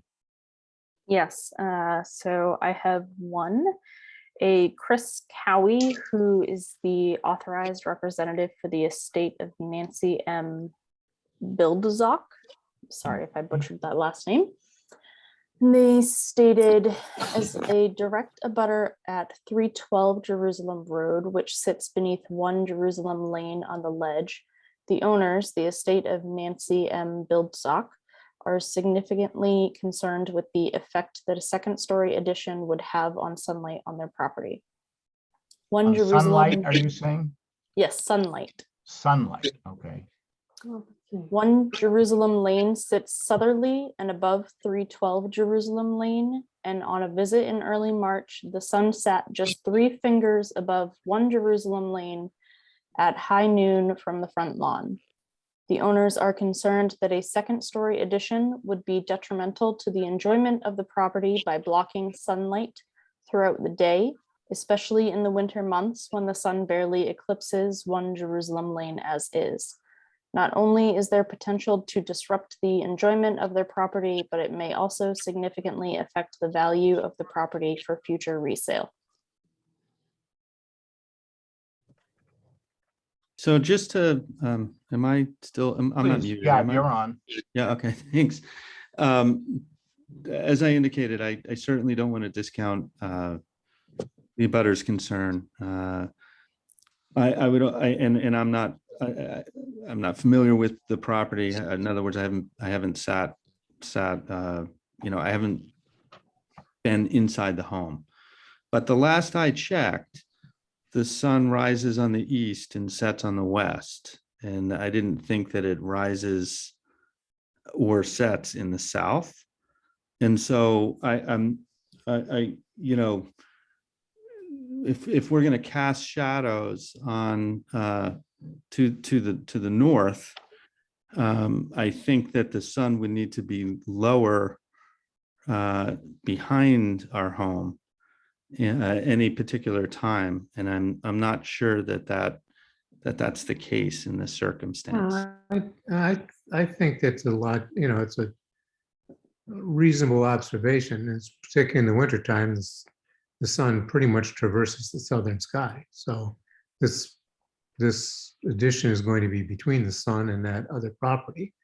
I'm not sure that its width is enough to really significantly affect the amount of sunlight, but I think the direction is probably appropriate for their concern.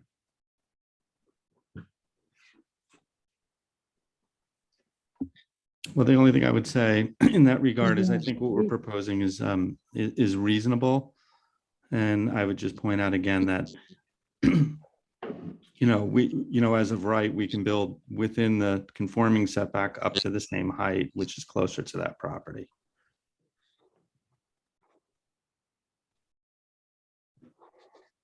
It just doesn't make sense to do so. Yeah, you're outside within of the structure. setback, you're saying, Yeah. yeah. What's the total? So it'd probably be, at least by a square footage basis, at least half of the footprint is outside of the setback anyway and can be built as a matter of right. So if you've got that little U-shaped almost, or something B-shaped kind of portion, but that's away from, well, it could, I don't know. Something we'll have to think about. Can you raise your hand? It would be useful, actually, if the applicant, not the applicant, if the neighbor at the trust were to provide us with some diagram that would show where the sun would fall as Dave said, as it traverses the southern skies. And for a good chunk of the day, it probably wouldn't fall in this house at all. But if they want to make the case, we'll certainly continue this if they want to submit something. I'm not. And the only thing I would add to that, is if we're going to be asking for that kind of data, it's not just where the sun is in relation to our house and their house. It is whether the addition casts any shadows approximately 40 some odd feet or 50 feet away onto the home on that side.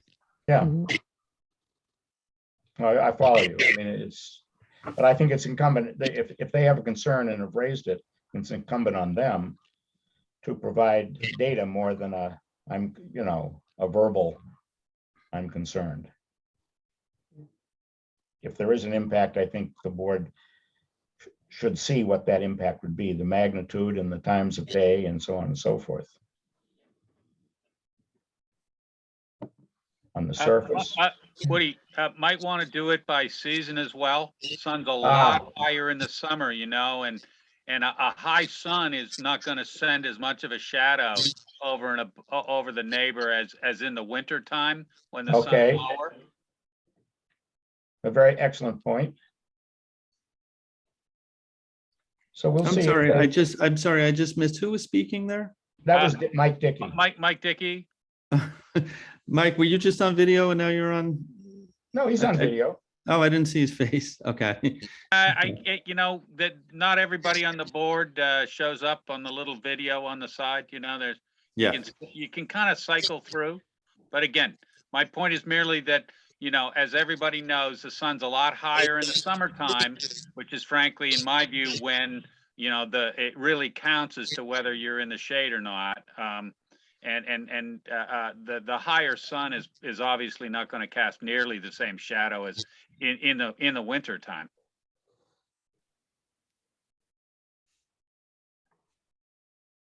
Well, if Sandra, was that the only comment we had? It was the only comment. After that discussion, I would just like to note that Christopher Cowie stated that he could discuss that with the estate. He'll discuss it with the estate. Okay. Yes.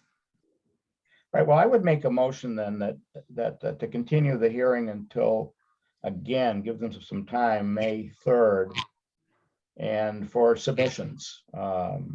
This seems to be the only, I don't know, I won't say the only, but an issue that hasn't been really addressed. So if that's the case, Woody, I would just ask that there would be a deadline for submissions a week prior to that meeting. Yeah, I should remind everybody in the audience and all these hearings that is our practice, our requirement. 7 days in advance of the hearing. We don't do very well on the day of the hearing submissions.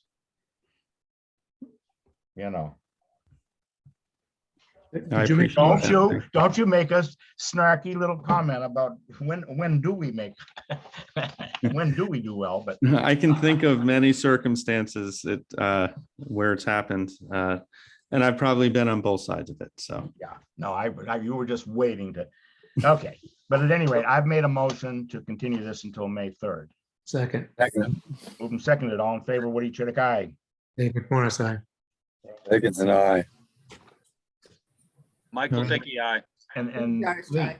Okay, so we got a unanimous continuance until the month of May 3rd. The next hearing is Kendra Jean Gordon Cooper to construct an addition at 392 South Main Street as a non-conforming house.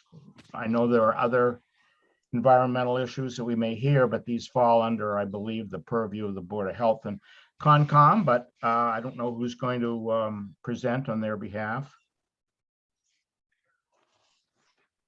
I'm working on pulling them up right now. Okay.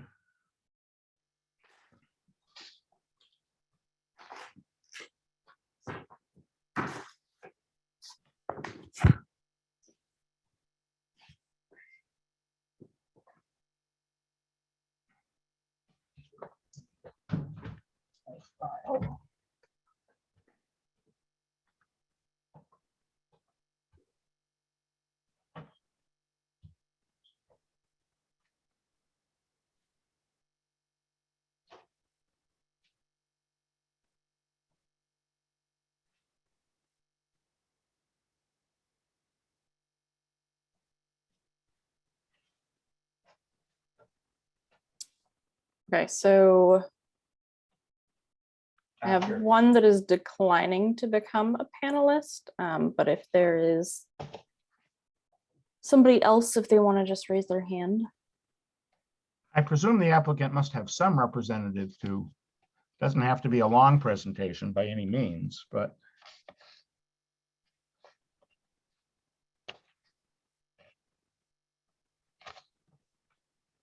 Cavanaro is the engineer, consulting engineer. They have Connor here. How are you? Oh, okay. Appreciate it. We prepared to get started, or? Yes, please. Yes, please. Okay, great. So unfortunately, Carmen from Carbonaro did a bunch of the work on this property, is unable to attend tonight. She's actually on vacation. So running solo here a little bit. Hopefully I can do the property justice and our situation justice as we discuss some of the circumstances that we've encountered here. So my name's Connor Cooper. I'm here on behalf of the trust and wanted to, I guess, quickly walk you through a brief history of the property in terms of some of where we're at. I think that's important to frame some of the things we've encountered and ultimately be able to talk to what we're looking to achieve with a special permit.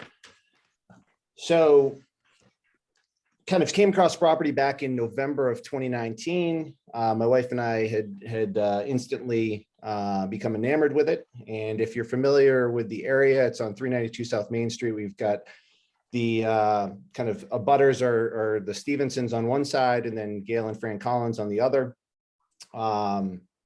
We ended up purchasing the property in January of 2020 through the trust, and ultimately quickly found ourselves in the midst of COVID as we put plans together for how the property would unfold. So that put a bit of a damper on our plans, as you would imagine, as we tried to sort out where the world was going. So we took a little time to regroup and ultimately push forward with a plan and with a permit. We did get an initial building permit and started construction. Ran into some issues with our contractor. We subsequently, I guess it was earlier this year, submitted for a change of our contractor, which went through the entire permit process once again, and were reissued a building permit. As we dug into to some of the plans and continued with the construction of the home, we got to the point where we were reviewing the front bedrooms, and we're told that although we previously had believed that the roof wouldn't need to come off, that the roof was going to in fact need to come off because of some dry rot and some other structural issues that were going on. And at that point, combining the structural components and the need to do that anyway with some concern of the livability for the front two bedrooms. We've got twin girls that we had anticipated would be in those rooms. And as they've quickly aged during COVID from being 7-year-olds to 9-year-olds and growing up, reevaluated the situation and the usability and functionality of those rooms, and decided in conjunction with our contractor and architect that the most appropriate thing to do would be to change the look of the home into more of a French colonial from a Cape. So we took the effort of redesigning that. We were very careful to stay within the existing footprint and are solely looking to adjust the kind of the wall and the roof line of the second floor in order to accommodate those changes. So I can bring up a site plan if that'd be helpful as an initial starting point. It usually is, yes, yes. why not? Right. So hopefully this works. Sometimes it does, sometimes it doesn't.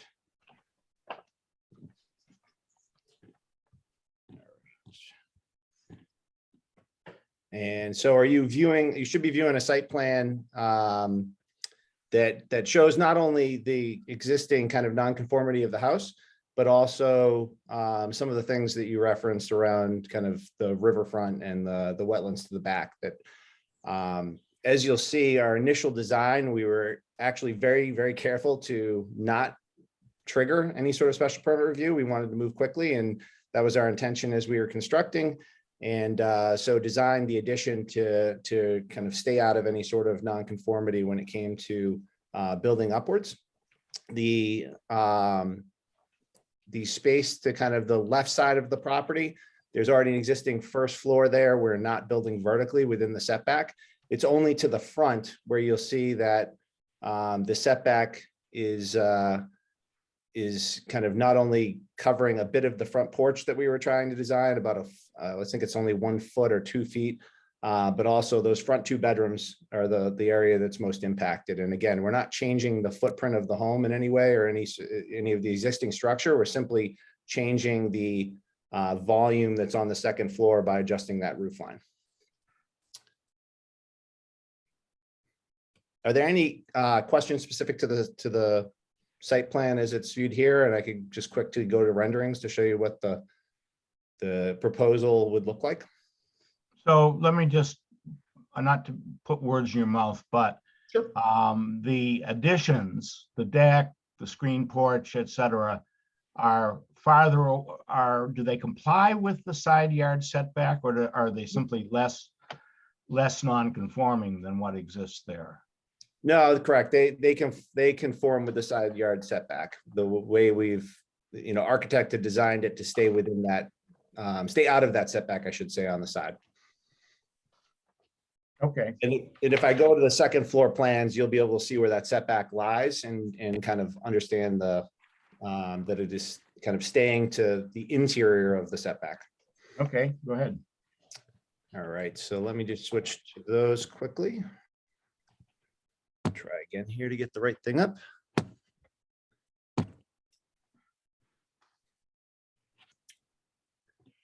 All right. So I will scroll up just to give you a quick feel for the original optics of the home. In the bottom right here, you'll see how this home looks today with a sloping roof. We do have that center section within the setback that is already at, I guess it was 19.3 in terms of its height that kind of protrudes. And you think about, the layout of the house, you can see that in the top left, how it's a little bit further and closer to the road at that current height. The way the front facade would change is kind of migrating, again, less away from the Cape type look and more towards a French colonial, which actually I think has attributes that are very aesthetically pleasing and kind of go hand in hand with a lot of the look of what's on that street. By doing so, we gain quite a bit of space in those front 2 bedrooms from a usability standpoint, and we're not adding a whole lot of height to anything related to the house. I believe the current total house height is 28.8, and we'd be moving it to 23.5 with the limit of 35. So still well under the limit, and really only moving up a bit in terms of overall height in terms of how this would impact. As you'll see, the front porch on the right, also more of an aesthetics thing than anything else. Nothing structural there, but again, improves the overall look of the home, which I think would be beneficial to the neighborhood. You do see on the left side there's that little portion that's on the first floor that jets out. That was existing nonconformity that we didn't change. We specifically didn't build up there just to stick within trying to avoid that setback. Looking at the second floor, you can see with the dotted line, that is kind of where the setback runs. And you'll see how it runs through the bedrooms. And then, as I described before, it kind of goes slightly angling as you go towards the back of the house. And we were careful to build any of the addition kind of by right and within the outside of that setback.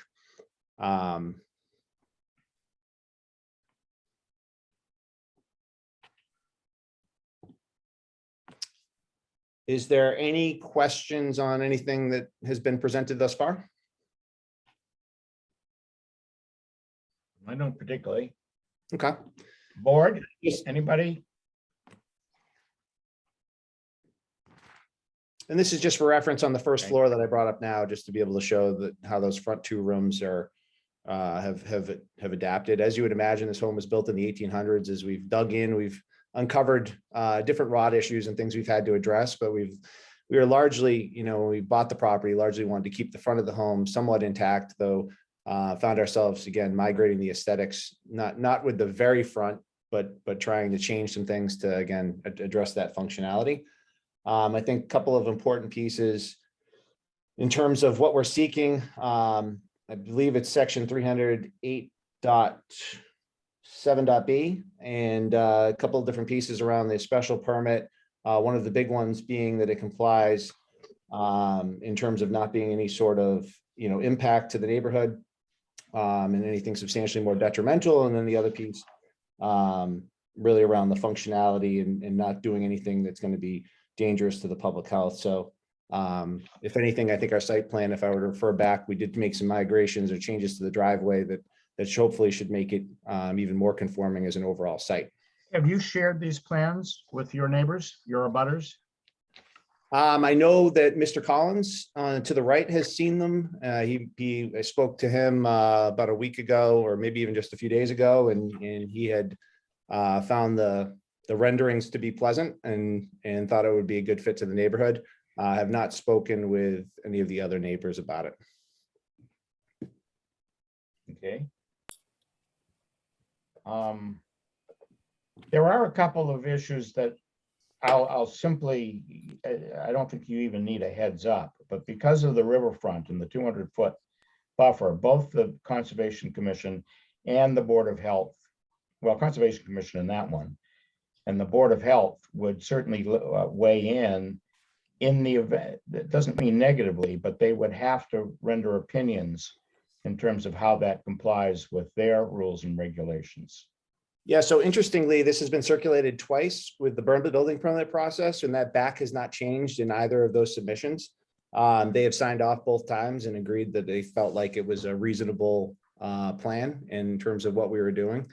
So I don't anticipate there's more further review needed with them because again, it's gone through that circulation twice and was scrutinized pretty heavily the second time around where we changed contractors. So I'm hoping that I think as it stands today, we're about halfway through framing. So this is a site that's been well underway with the building permit process. We've worked, kind of done the foundation work. We're into the second floor. And again, that's where we kind of, that led us to identify some of the issues around rot and structural problems that frankly, our contractor, Gledhill Construction, said he's not comfortable, not removing and rebuilding in terms of the effort that needs to go in. Hey, Cassandra, we did Yes. get that letter from the Conservation Commission dated March 31st, right? Or it was from Charlotte. Yes. That ought to be shared with the applicant. They do have a concern that there be some review because it says the current site plan now crosses the 200-foot riverfront area buffer zone when previous plans show the work did not cross it, the buffer zone. So probably conservation will need to give an opinion. I just give you a heads up on that because you're going to have to go to them, back to them. Okay, and honestly, that was just a porch, I believe, that was even encroaching, or maybe a set of stairs, so we could. It's a set of easily- stairs. Yeah, we could easily. Well, shift- well, and a sliver of, and the sliver of the porch. I mean, as best I can determine. And our concern frankly is not the porch. Our concern is the, the special permit oriented with front bedrooms and being able to continue. No, the I project. understand. That's what we're here for. I'm just telling you. Yep. You're gonna have to go to them, and if there's any future, or if you contemplate using the barn as a animal barn, you have to have the Board of Health permission. Oh, I understand. Yep. Okay. Absolutely. Okay. And need to go through that process for a stable permit as well. And I've already had some conversation in the past about that. And we'll look to sort that out in the future if that becomes something we want to do. Okay, our jurisdiction is limited really to what you've brought up, and that is this expansion within the vertical expansion within the front setback significantly more detrimental to the neighborhood or not, basically.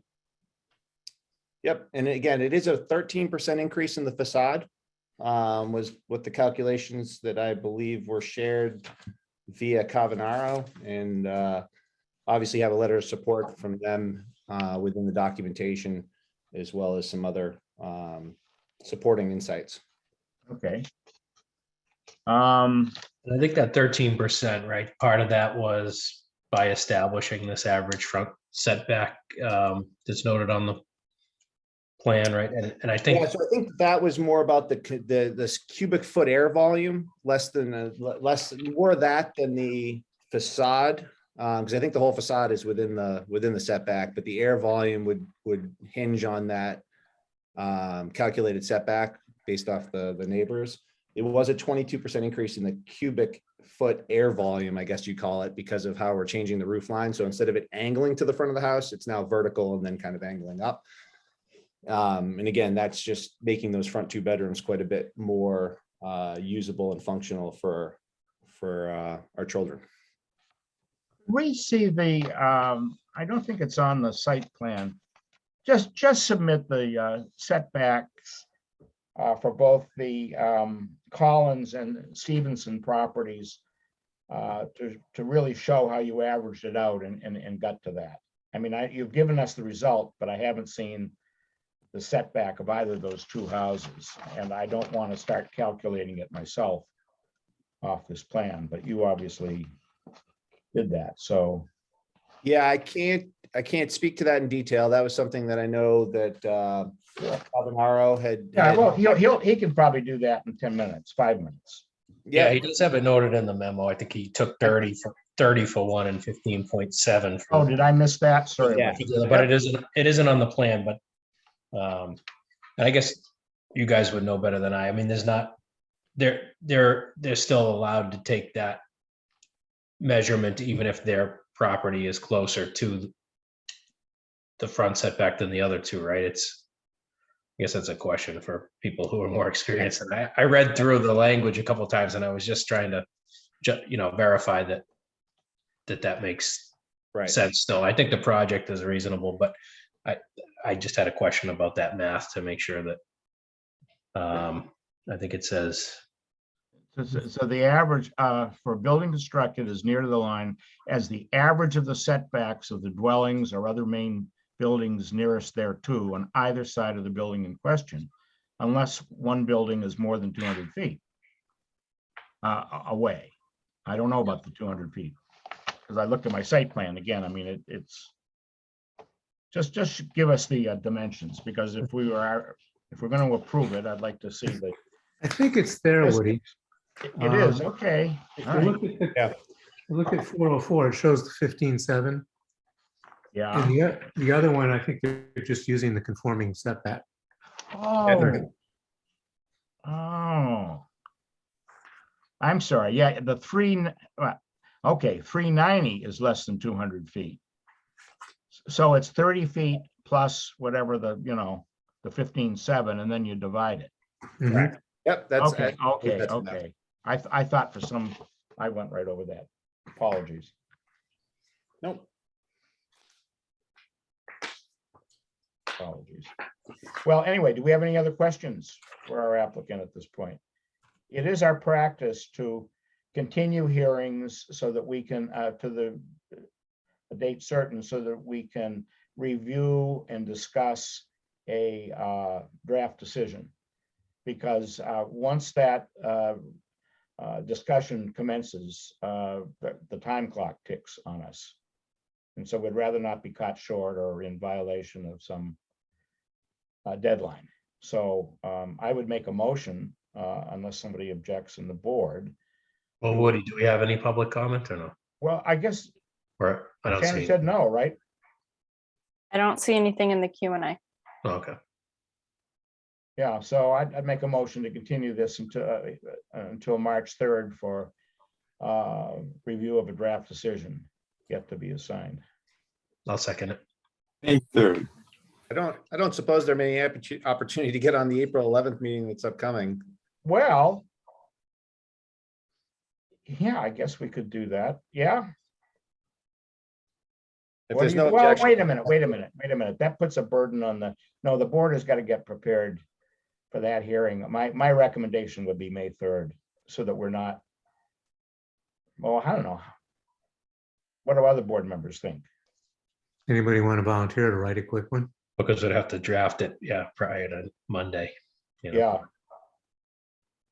So I think. it would anybody, probably- anybody masochist here that, I'm happy to do so, but I don't think I'm allowed as the applicant. you got that right. Okay. Anybody on the board feel, or if nobody volunteers right now, I really don't want to get it too under, I'm sure you're deadline conscious as well in terms of your building, but I don't know. Yeah, I think we'll stick with our regular practice, right? Our regular practice has served us well, so it'll be a month or just a little bit less. Okay. I've made the motion. I've seconded it. Moved and seconded. Woody Chidick, aye. Dave McMorris, aye. Charlie Vincent, aye. Michael Dickey, aye. All right, and Lee Darst? Oh, she's muted again. Yes, Oh. aye. Okay, great. Okay, so that's what we'll do. Now, the next one is, Thank you all for your time. okay, Thank you. thank you very much. It was a very clear presentation. Hope I did all right. I can't, I can't give you any hints, but we will have a draft decision next month. So there you go. At any rate, the next one coming up here, we're a bit, not a bit surprised that we're a bit late. It has to do with the number 46 Border Street. And Adam Brodsky is their representative. There are a lot of issues here, so I think we can proceed and start at any rate. Just, Woody, Yeah, Dave. would it, You want to Make move it- in order? would it make sense to look at the next one? Because I think it's going to be shorter, and then just do all of this So, next week? Adam, I think that's a sensible thing. So I would recommend that we segue quickly to an appeal of the building inspector's decision on behalf of or by Hollis Honeywell of 796 Jerusalem Road. And he's appealing the decision to give a building permit for a single-family home at 10 Ocean Ledge in his neighborhood. So since this was scheduled for 8 o'clock, I'm assuming that his attorney is on task.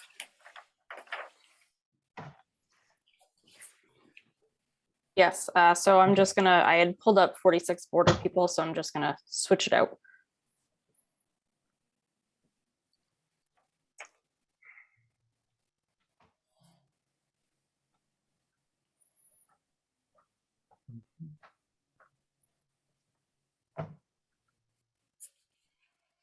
All right.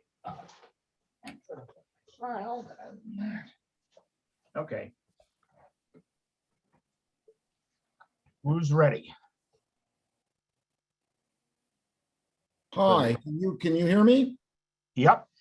Oh, good. I had to buy an external microphone for my computer because my microphone didn't work and I was a little concerned. So that's why I sent a bunch of notes. I'm sorry, Cassandra. I think the best thing for me to do because of the hour is just to read what I have written. And in order for you to follow, I'm hoping that you have the opinion of Karis North in front of you, because that's what I'm going to reference. It was included in somebody's submission. It was included in. Oh, the rebuttal, if you will, of the other side's opinion. Right. And I've been waiting for this for a long time. No, we finally have it. So. Okay, well, I think, Hollis, there are two issues, and the first one we have to deal with before we get really into the substance of your appeal. And the first one is, do you have standing to bring an appeal or not, given the time constraints on filing an appeal? So that's the first issue. And if you have standing, we'll get into this. I understand that my appeal is untimely, but notice was never posted on the Cohasset website or the Cohasset Mariner, where I was told, look. Additionally, I was in contact with the zoning board to see if any of their questions had been answered. And I only found out that the building permit had been issued when I was told by a realtor who was walking in my driveway. And I notified the zoning board and the building department immediately. It was very clear from your email dated 4/9/22 that I was waiting for answers to the questions that you posed, and that's why I'm here today. Can you be a little more specific on that one? Well, I mean, I have maintained from the very beginning that blasting a driveway is going to just completely change a very fragile ecosystem that's a subdivision already at 10 Ocean Drive. And I was very upfront about the fact that this is what I was going to do, and I wanted answers. I pulled every record I could find. I went to the auditorium, as you know, for an entire day and pulled every resource I could find on this and found very little and didn't have any answers to any questions, and was very open about the fact that I wanted to get answers to the questions so that I could bring you my appeal. And unfortunately, it was never posted. It was never posted on the website, and it was never posted in the Cohasset Mariner. So I didn't know that the building permit had been issued. I had no idea. Okay. I thought Don, Helen has his hand up. Yeah, just to kind of give Don, you a by the little, way, for the audience, is the building inspector in Cohasset. if just to maybe start with a little background too. First of all, this property back in June 22nd, 2016 was approved by the planning board for an A&R. Back in March 25th, 2021, it went in front of Conservation Commission for a stormwater permit, which I think they were aware of that was going on. It went to several meetings at that point. Again, the permit applications are available online immediately. So once it is entered, it is available on the website of the town that day. Again, when permits are issued, it's available the day it's issued, so that the public is aware of that too. That's there. The applicant did come into the office several times asking if the permit had been issued, and each time we said no, you could come back, but the permit is not issued. During the permit process, again, it was reviewed by the Board of Health, Fire Department, Stormwater and Sewer, it all signed off at that point. And then that kind of led us to the point of October 8th, that the permit was issued upon review. We did have some other information there. And then again, on December 2nd, Mr. Honeywell was, sent me an email saying that he was aware of the permit being issued, and that he was going to appeal it, I believe. He didn't state that, but he did come in the office at a later date. So it wasn't until well after that time period that it was appealed, more than 30 days after he was aware of it being issued, let alone all the time that he was aware that it was an application. It was ongoing for more than a year there. So we're kind of left, with the board to say at what point does a 30-day appeal period start, end, or begin. But we do have, if we go beyond this, we have other issues that we'll have to consider. Then this opens up the issuance of all building permits for any reason, for anywhere else in town. If, when does it start and stop? I guess is a question I have, for the board to review and look at. There's certain standards that need to be met. I don't know that they've been met in this case.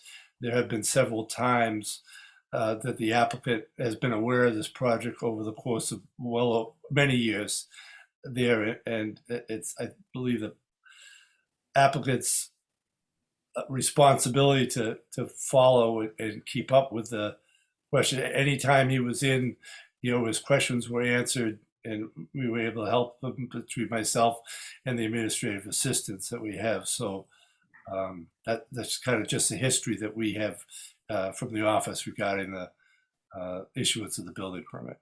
I immediately told both you and the zoning board that I had an intention to appeal, and I hired a lawyer who had to come 3 times before he could find anybody to serve.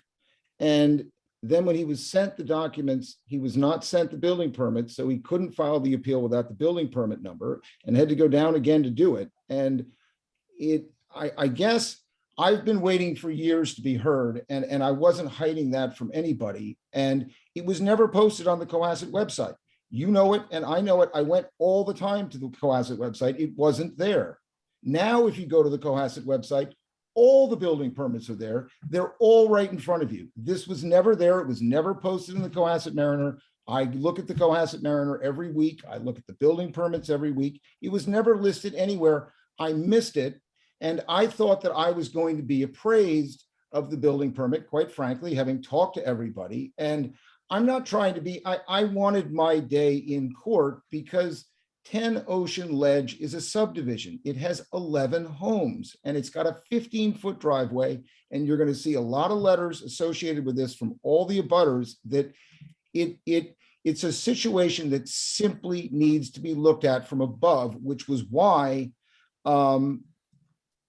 the email drafted 4/9/2022 was done. And it was done by the chair of the zoning committee, and it was done by the chair of the oversee committee because they wanted to look at the answers. They needed to look at this. There was no information in the planning board documents for anybody to do the research that needed to be done.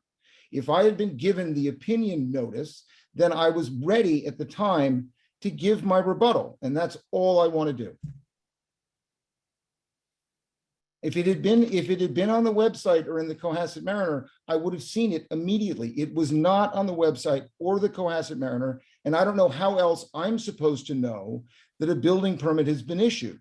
If I hadn't run into a realtor that told me the building permit had been issued, I never would have known about it because it was never posted. As a citizen of Cohasset, if it's not posted, I don't know, therefore I don't have the ability to appeal. I hired a lawyer simply to have the appeal so that I could make my day in court to the zoning board. That's why I'm here. Okay, so I think so far there are 2 issues, and rather than go too much back and forth, one issue was it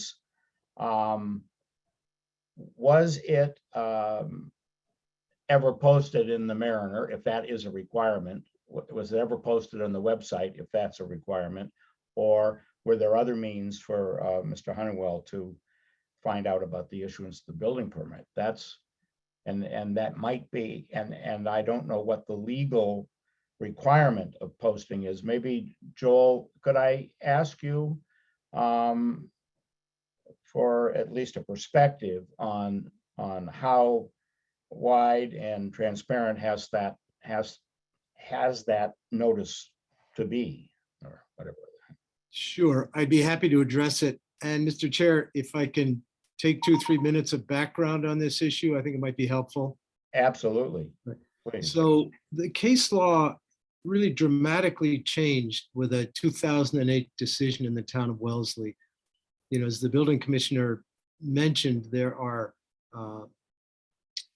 potentially the opportunity for appeal can be dragged out considerably. Until this decision, potentially anybody who got a building permit validly went ahead and built their house in plain view, obviously, was potentially subject to an appeal for a 6-year period. And, you know, it wouldn't happen that often, but these odd cases would come up where not just 2 months later, but 2 or 4 years later, some appeal would be brought over technicality. So what the Wellesley case ruled, and there's a significant case that followed it up, was that when an abutter or anybody else who might have standing to raise an appeal, when they got actual notice that the building permit had been issued, the 30-day period began to run then.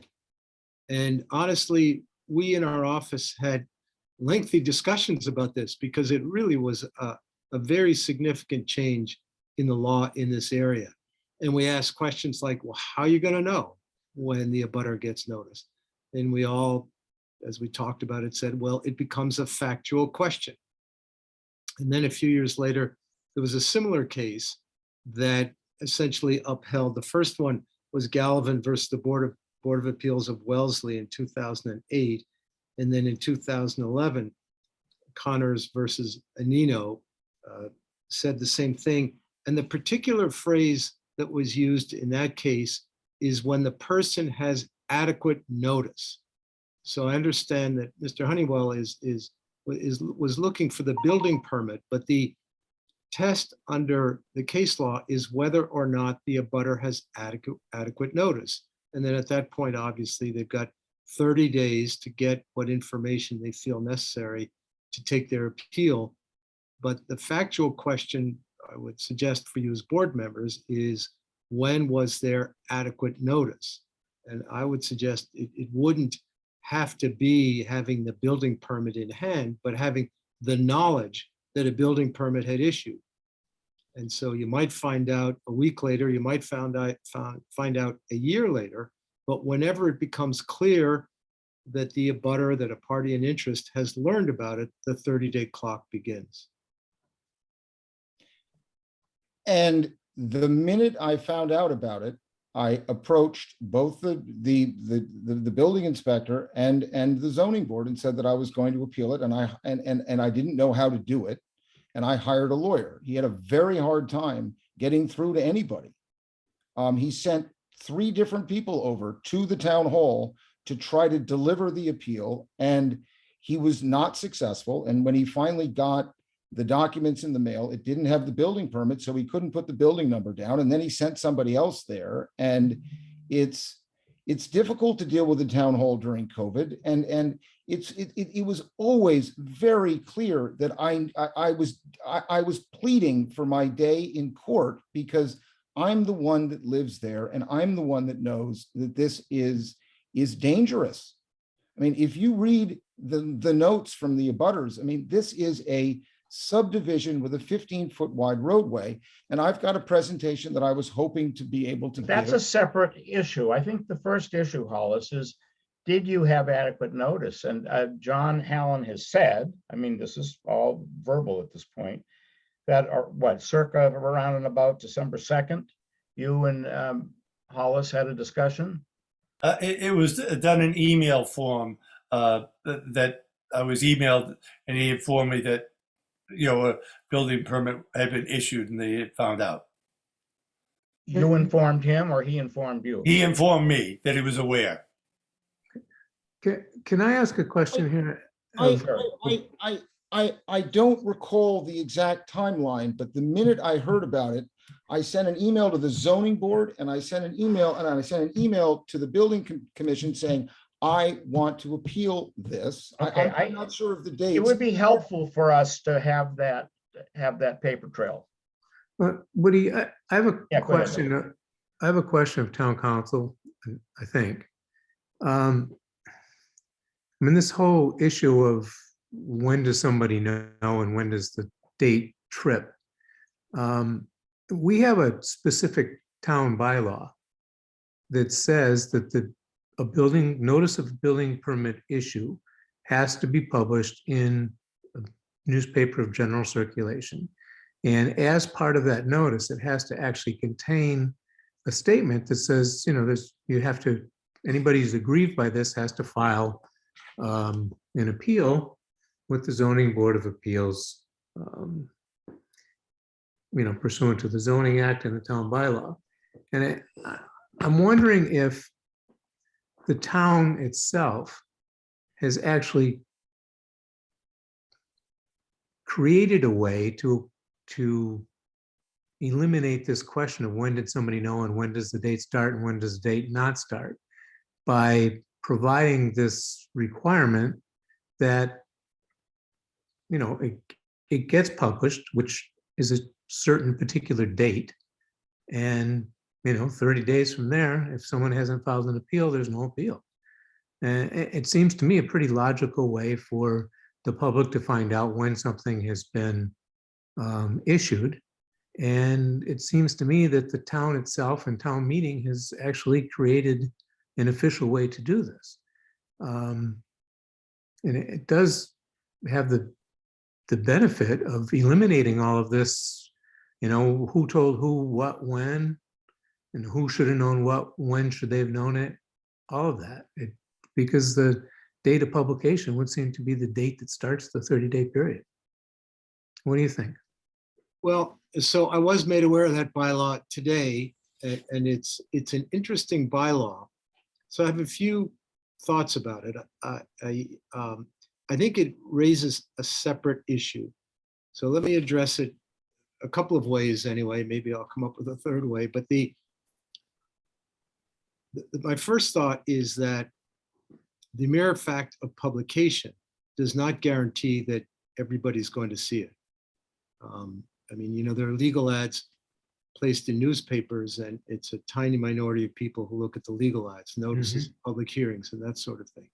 And so there are some of us who look at those notices, and there are most of us who do not.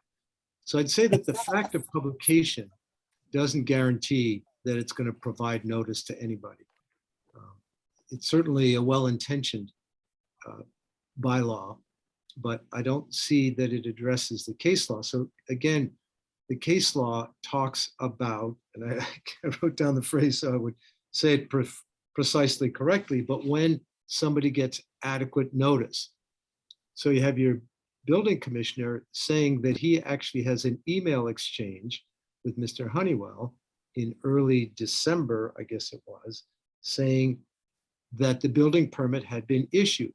So getting an email to your own email box, I would certainly say, is much better notice than a certain awareness or not that it's out there in a newspaper that you may or may not, or publication that you may or may not look at. So I think it's two separate issues. I think the case law has become quite clear. And by the way, and as I said at the outset, my little background explanation, we puzzled with that. I mean, those of us in the office, when that case was decided, many of us have been practicing in the field for 30 years back then and thought this was ridiculous. Sorry, I'm in my office, and if I don't move in front of my light switch, it turns off, so I'll be right back.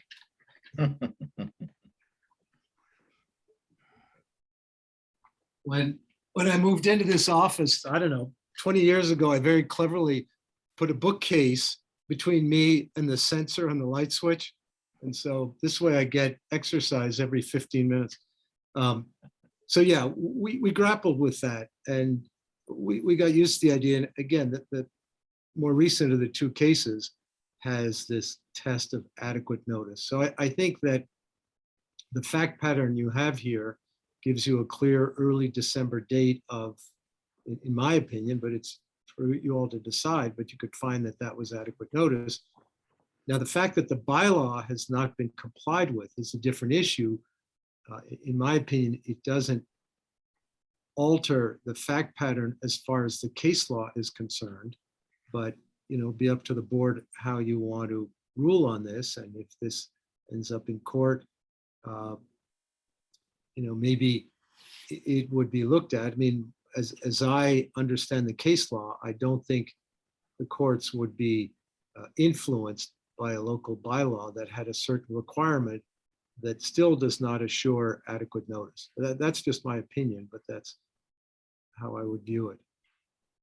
Joel, Mike Dickey here. Could you speak to your thoughts on the other issue Hollis raised, which was after he learned of the issuance of the building permit, he again, based on what he said, he immediately attempted to take steps to file an appeal, but was apparently unable to do so through no fault of his own, but apparently because the town hall was, I don't know, closed due to COVID or something like that.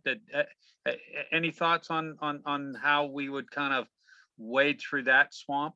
Right, and that's, I'm glad you raised that question. I mean, unfortunately, the law is black and white, 30 days is 30 days. And I mean, fortunately, and in fact, during the COVID period, some time periods were extended and certain deadlines, certain, as we call it, certain periods, certain statutes were told and so forth. But that 30-day period was not. So it would have, and of course, the 30-day period was as COVID was waning, and a lot of those laws actually were rescinded or had expired. Actually, they just they weren't renewed. But I mean, it is, I guess, in that respect, the law is pretty black and white. You've got a 30-day period. You've got to do what you can do. I mean, I would say that you file the appeal. The appeal can be 2 lines saying, I appeal the issuance of that building permit, even though I haven't seen it. Well, That sort of thing.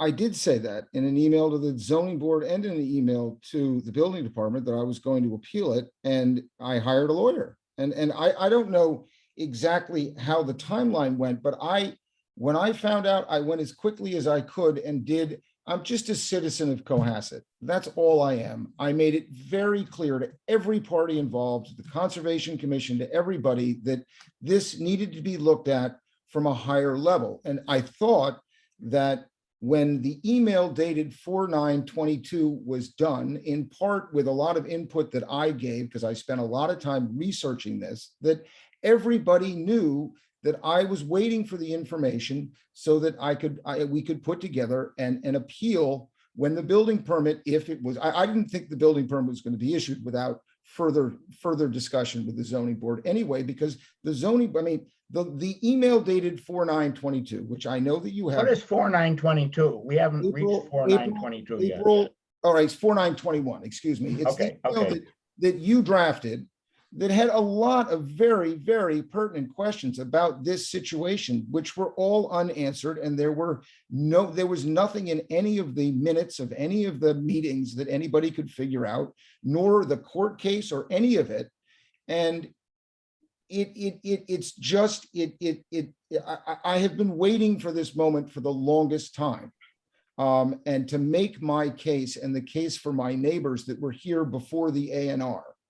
And most of whom have all left, but I'm the last one standing. And I mean, everybody knew it. And I hired a lawyer specifically so that I would do it correctly. And I don't know exactly how the timeline was, but it was very clear that I was going to appeal the building permit. I mean, do you remember when you hired your lawyer, roughly? I don't. I guess. I think it would be worthwhile to get that down. And John, I think you probably have the email trail that or chain that Hollis wrote you and you wrote him back or something. I mean, there's got to be an email documentation. Again, the email I received was one on December 2nd, just indicating that he was aware that a building permit was issued. And then some time passed, he came into the office at some point to get some more documentation, at which point we discussed the appeal process. And the applications were online and they, to be submitted if that is what he chose to do. One could technically say that by December 2nd, it was too late. Couldn't you? That a 30-day period had passed? January 2nd. Yeah, the building permit was issued on October 8th. Right, so almost 2 months had passed by the time December 2nd rolled around. Right, but I think what Joel said is certainly, Hollis can have the benefit of the doubt that he didn't have what was it, actual notice, Joel? Yeah, correct. Adequate. Yeah, but I guess the question, if I can ask, is when was the appeal filed? In our packet says it was received March 7th, right? So I would like to. That's way past 30 days, even from December 2nd. Actually, Wallace, I think you would have to outline to us like what efforts were made between December 2nd and. I guess unfortunately, I wasn't prepared for, I thought that you were granting me a hearing to make my case. So I guess I understand that my appeal was untimely, and everybody knows that my appeal was untimely. That's not a question here, but it was never posted. I mean, if you go to the Cohasset website right now and you go to building permits, they're all there forever. They're right there. There was nothing there month after month after month after month after month. When I went originally in to speak with John, it still wasn't on the website, and it never was in the Cohasset Mariner. I don't know how I was supposed to know. I wasn't prepared for a timeline tonight to defend my right to appeal, because I thought that it was clear that even though the process took for a while, but my lawyer, I mean, I guess I can bring him in. He's got all the background information. I didn't think that we were going to get this bogged down on this issue, because I thought very clearly I am a citizen of Cohasset. I'm a taxpayer of Cohasset. I brought my family up in Cohasset. I spoke to everybody at the Conservation Commission. I spoke to everybody. I spoke to everybody involved, and the gist of it was, and the gist of the email dated 4/9/2021, excuse me, was that there are a lot of unanswered questions that nobody can figure out. And I was waiting for those answers. I assumed that the building permit wouldn't be issued until those answers came before the zoning board, and I would be made aware of it. I mean, everybody knew that I was involved in this. I've been there a long time. This has never been a secret from anybody. And the minute I found out about it, I did the process as quickly as I could. I don't know the exact timeline, but I think we are going to have to recreate that timeline, Hollis. I certainly wouldn't argue the point that you first got adequate notice, let me say, without seeing anything in writing, on December 2nd, regardless of when the building permit was issued. I don't know any of the dates. No, but we need to know, because it isn't going to be, we don't have the right or the jurisdiction to analyze whether the building permit had flaws or not if you don't have standing to bring an appeal. It does occur to me that from what I understand from town council, the 30-day period is a non-waivable requirement from the day that, I guess probably the latest day that one can show notice. And I think it's pretty clear that there was actual, well, I don't know because I haven't seen the email chain, but assuming the email chain exists, December 2nd would have been the latest date that there was actual notice, which means the appeal would have had to have been filed by January 2nd, and we don't have any discretion, I don't think. If the appeal is not filed within 30 days for whatever reason, it's not filed within 30 days. It's in chapter 48, isn't it, Joel? It is in chapter 48, and actually, the way the case law says it is not a matter of discretion. It actually says that the board does not have jurisdiction to hear an appeal after the 30 days. In other words, there isn't even room for discretion. You look at, if you find that December 2nd was the date of notice, then you count out the 30 days and that's it. After that, you actually don't have discretion. You could choose to rule on this and you could in fact uphold the appeal of Mr. Honeywell. But if the building permit holder goes to court, the court will say, sorry, zoning board, you didn't even have Yeah, jurisdiction. it'll throw our decision out on that basis. By the way, while we're talking about deadlines, it just occurs to me, and you all know this from variance and so forth, but you have 100 days to act on this appeal from February 14th is what my notes say. So you have till, sometime in May, but we are in the first week in April here. So this appeal was filed in February. Why did I miss that? It shows March 1st it's received, it says. Oh, somewhere I saw February 14. I guess you want to pin that I want to down. double check that as well. Yeah, mine shows March 7th, I think it is. Okay, March 7th. All right. Look, I think the first thing is, as Joel says, is there's no sense talking about the merits of the appeal if we don't have standing, and whatever we say will be thrown out in court. Or you don't have standing and so consequently we can't hear it. John, I think it's incumbent on you to share completely the December 2nd or thereabouts and that timeline with us. Hard copies of emails and things. And Hollis, your lawyer may have other information or evidence. So far, we haven't seen anything on either side. It's been he said, she said. If you follow me. So I would talk to your lawyer, who must be aware of 30-day appeal periods. That's pretty standard. I mean, it's state law. And so he or she must have been aware of that deadline. And John, I'd like to be sure that when did this start? I mean, we all know when the building permit was issued, but the debate is going to be over adequate knowledge. But if 60 or 80 days has passed between adequate knowledge and a filing of an appeal, it's pretty clear that we don't have jurisdiction. We really don't have jurisdiction. So I would make a motion to, but since the appeal has been filed and if we have to find out, Cassandra, when in fact it was filed. Is it February 14th or March 7th? Because there's a 3-week gap there. We don't want to. So, sorry, I didn't mean to interrupt. Go ahead.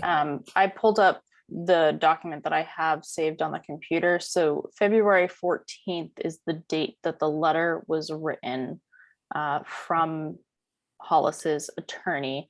I see that it was stamped into our office on March 1st. So it was received March 1st. Forget when he wrote it. Yes. It's when it was received.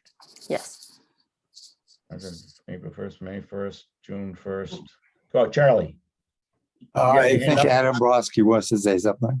Okay, sorry, Adam. Go ahead. Oh, yeah, I'm sorry. I didn't see you have yellow on a yellow wall. That's what the problem was. Go ahead. I'm sorry for the color issue. Good evening, everyone. Adam Brodsky, and I represent the landowner, the 792 Jerusalem Road Realty Trust. And I think the issue is rather straightforward. I believe, if I heard Mr. Honeywell correctly, he's conceded that he had actual notice of the issuance of the building permit at the beginning of December. And he's corroborated the building commissioners. I didn't hear him say that, Adam. I heard him say he didn't have a good sense of timeline. I did not say. I wrote that down, Mr. Chair. Let me put this. All right. Well, it's being recorded. You have the testimony of your building commissioner that he said that Mr. Honeywell has actual notice at the beginning of December. I'd remind you that Mr. Honeywell has the burden of proof to show that, in fact, his appeal is timely. It's undisputed that you did not receive an appeal until March 1. So if he had received actual notice at the beginning of December, he would have until the beginning of January to file the appeal. It doesn't matter whether his lawyer did the job correctly or not. That's not an excuse under the statute, and he may have a beef against his lawyer if his lawyer didn't timely file. But his appeal is untimely, and it's unfair to my client that this get dragged out further. He has a pending transaction that's dependent upon having a valid building permit. And the late filing of an appeal by a neighbor is delaying that transaction. So my client has every interest in getting to the heart of this. Mr. Honeywell has not carried his burden to prove that his appeal is timely, and I entirely agree with town council that you don't have jurisdiction. I did suggest in my letter that regardless of that issue, the board should reach the merits, because there are no merits to the appeal itself. And again, I wrote this down. Mr. Honeywell's complaining about blasting the driveway will change the ecosystem. Well, the ground for the appeal stated in the appeal was the adequacy of the way, Ocean Ledge. Yeah, And- but And that I issue, said as you earlier- well know, has Yeah, been, let's not get into Adam, that as I now. said earlier, we don't want to get into the merits of the case, because if we don't have jurisdiction, that's game over. Now, if we do have jurisdiction, then I think I would ask for a continuance so that we could deal with the merits of the case of the Woody, appeal. But it's not clear to me that we should, why spend our time on that? Yeah, Woody, can I suggest that we just continue this till next Monday? Yeah. And if we have the emails by then and any Well, other information about notice, we can take Who, care of it.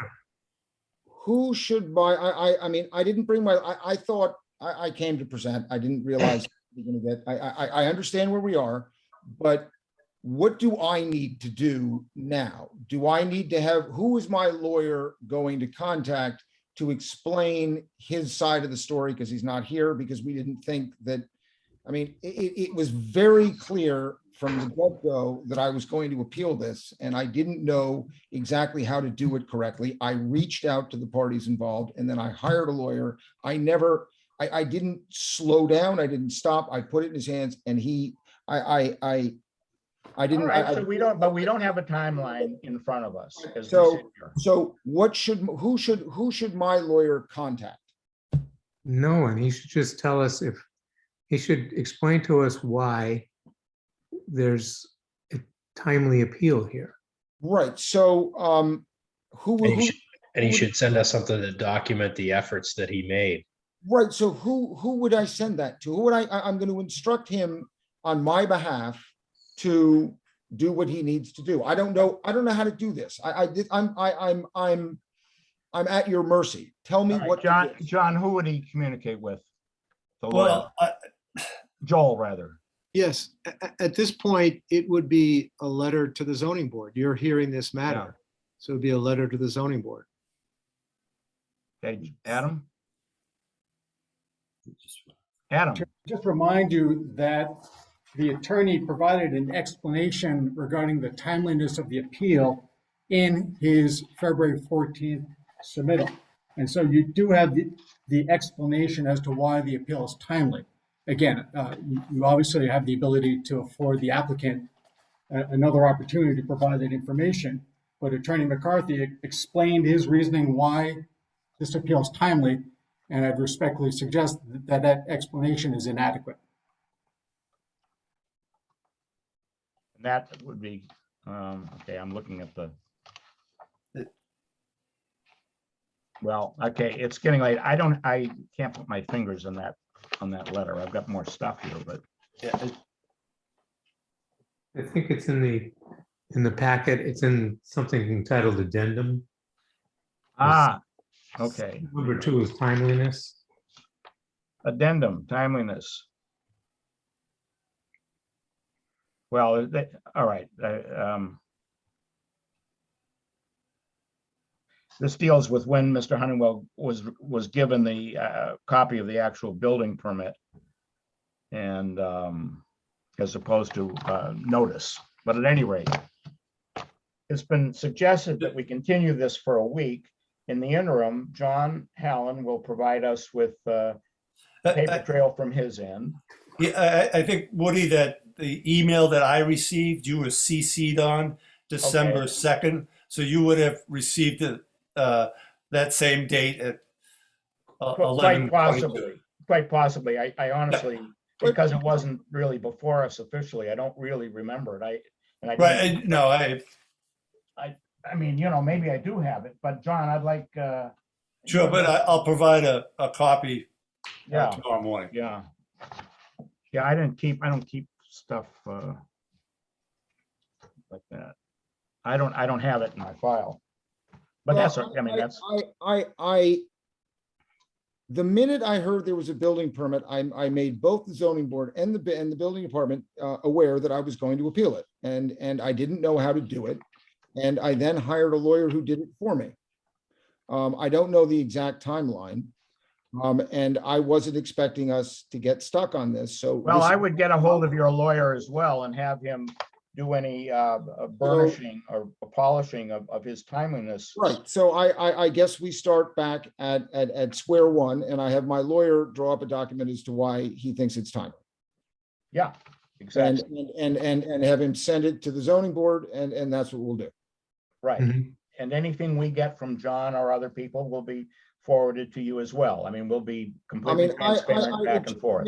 Ever occurred to me, I mean, that we would be in this situation, because I was very upfront with everybody involved that I was going to appeal this, and I was waiting for answers from, quite frankly, the zoning board for all the questions that were asked in the April 9th, 2021 email, which was very inclusive of everything. And there are a lot of questions. And now we finally have the opinion. If that had been provided to me way back when on 9/27, then we never had this before us, did we?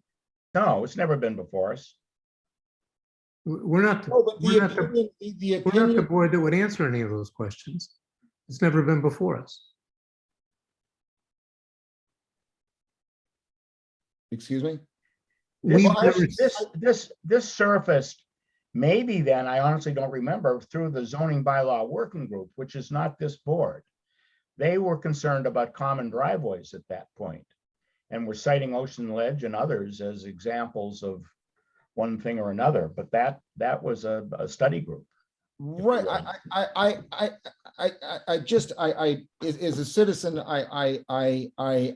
I'm finding it hard to believe that I'm not going to be heard, but I understand where you're coming from, and I'll have my lawyer, I guess, explain it.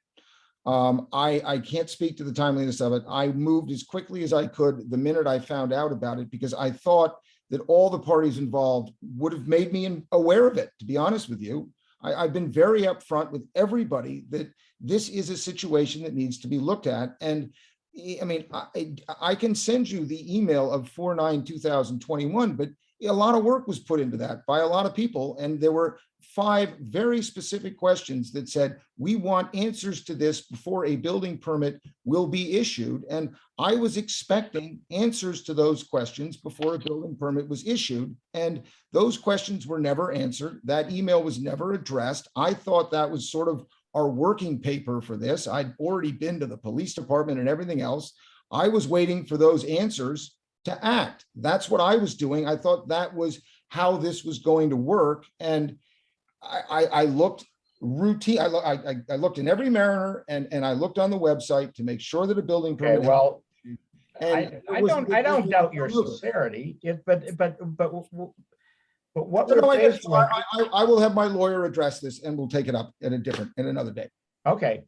I mean, I don't want to waste your time. It's 10 o'clock at night. I understand. I'm highly disappointed that this happened when everybody knew exactly what I was going to do. And John, we did talk about this, and I guess I mean, verbally, I gave an appeal, and I didn't know how to do it right, and I hired a lawyer, and I thought that I was doing everything correctly, and the lawyer tried his darndest. And I guess there's a timeline, and we'll have to look at that. And unfortunately, it's so important that all the different departments, I mean, the Conservation Commission does their job, and everybody does their job, but you've now got, I mean, unfortunately, I guess you're not going to read the letters from the abutters, but the situation is really dangerous. And you've got children, you've got bus stops, you're blasting, you get 3 common driveways coming together with all these houses, and you're blasting a driveway right in the middle of it on a down, anybody that sees it knows that it's dangerous. Well, there It's may a be lot of- other, I'm not the lawyer. but There may- I guess- Look, and I don't want to keep going.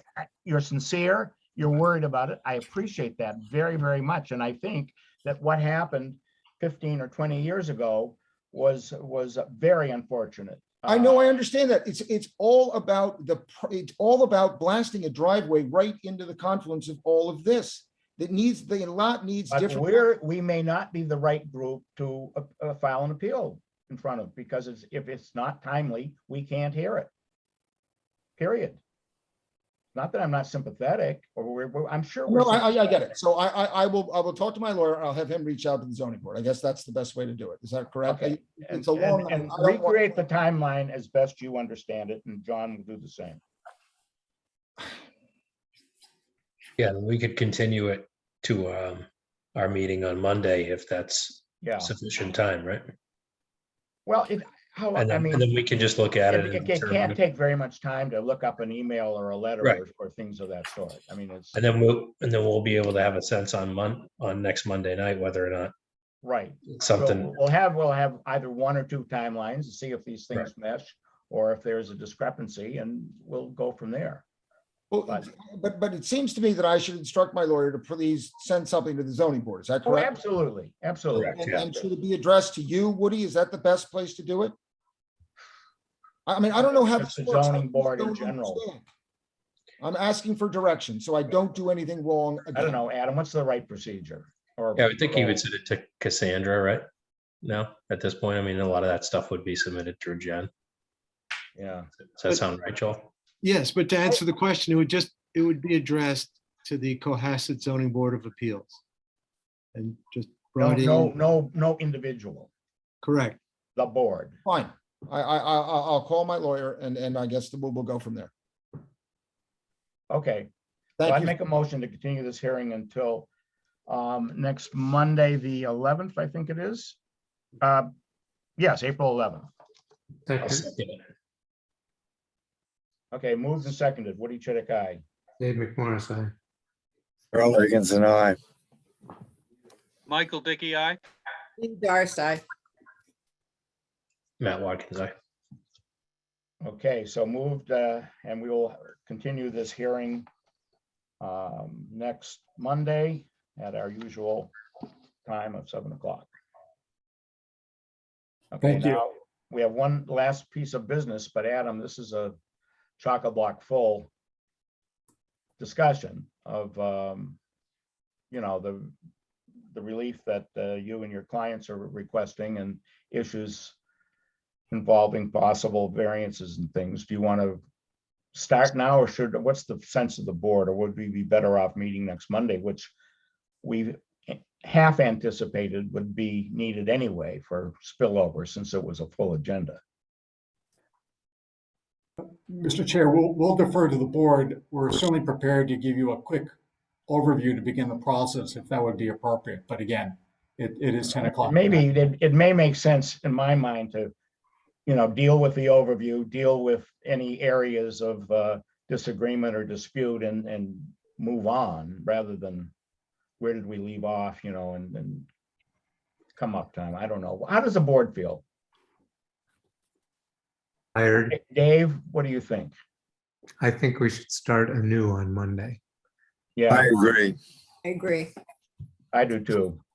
I think we'll be fresh, and this is a worthy subject anyway. We'll deal with Hollis's appeal matter of standing first, and I think that'll be one way or another somewhat self-evident, and then we'll segue into the former Atlantica property, 46 Border Street.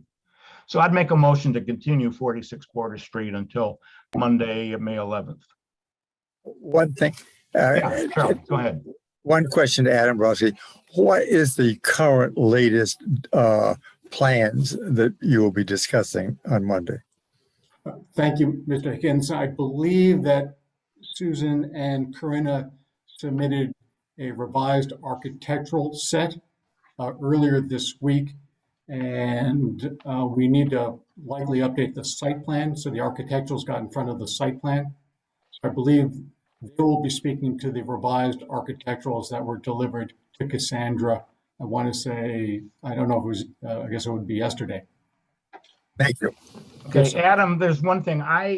Cassandra sent you a couple of documents, one of which was a request for, and it really is the request of the architects, the square footage of a better breakdown of square footage for this project, segregating out dining areas where you have patrons versus kitchens, food prep, that kind of thing.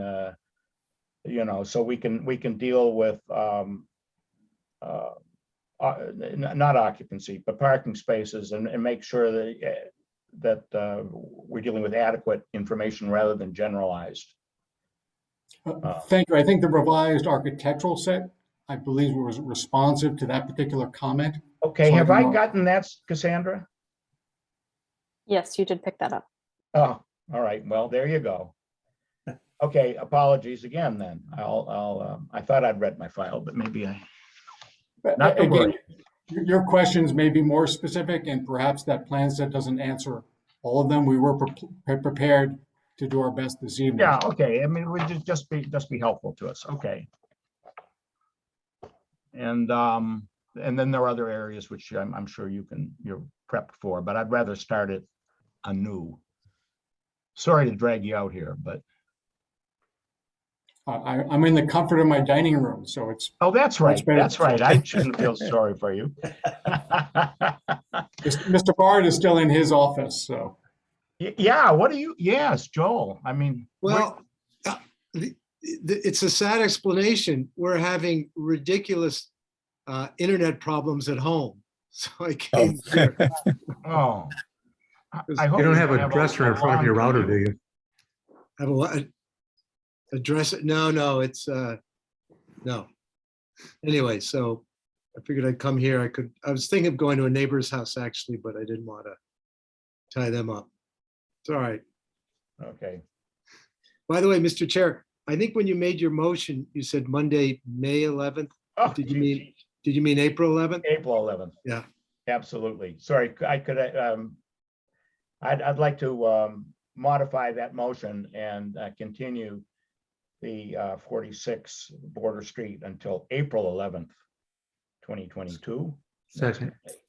Second. Chair, do we have a specific time? Yes, I would presume that if we meet at 7, either 20 minutes or 30 minutes after that. What is the board's best guess? I mean, I know that he'll. I would say let's call it 7:15. 7:15, Adam. I mean, I think it should be relatively cut and dry one way or the other. If it's not cut and dried, we'll have to continue it anyway. Thank you, sir. Get into the substance of it. And Adam, it does look like your client maybe has his hand raised in the audience.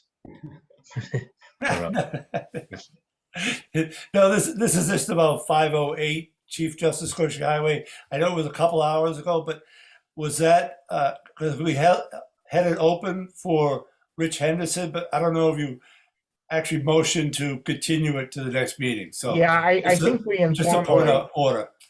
yeah, we informally agreed to continue to the next meeting, and in the interim, and by the next meeting, I mean May. And in the interim, the applicant will be notified that this is not going to go on and on and on continuances, that he has to start the process of whatever his, does he want a second? See, my recommendation would be that he just withdraw without prejudice, because John was talking about sprinklering and structural modifications. Talking about a change of use, I think. Yeah, I don't know if he's going to be ready by then, but this, I just don't see this continuing on and on. I mean, he ought to, if he's gonna ask for 3 or 4 kinds of relief, including a change in use, that's right, Dave. I think it really needs to be a new application. Myself, but it's his application. Well, in the meantime, Woody, maybe I could just at least write my decision and issue that to the board so they could review it. And your decision on, Or just for my site visit, so I can update the board. oh, with your that information. posting, Yeah, your notes. Yeah, yes, please.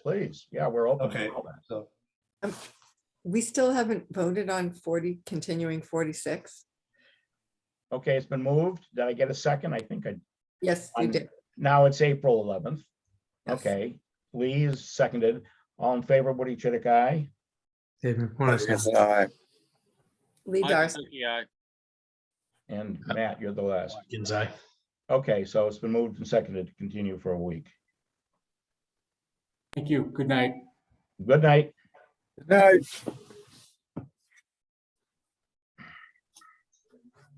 Joel, thank you very much for your patience sitting You're there. welcome. All right, will you need one of us at the continuation? I'll be happy to be there if I can. I absolutely do, both on the Honeywell event as well as this hearing coming up. It's probably got some nuance to it that would be well advised to have council up to speed. Okay, so that'll be this Monday night. Yep. Yeah.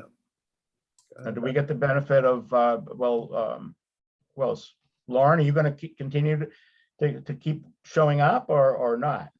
I wish that I could. I actually have a conflict on Monday night, so I won't be there, but you will be in good hands. Cassandra, are there new packets on this Border Street project from the ones you picked up last week? They said there's some revised plans. Yes, so there are some new revised hard copy items in the office right now. Okay.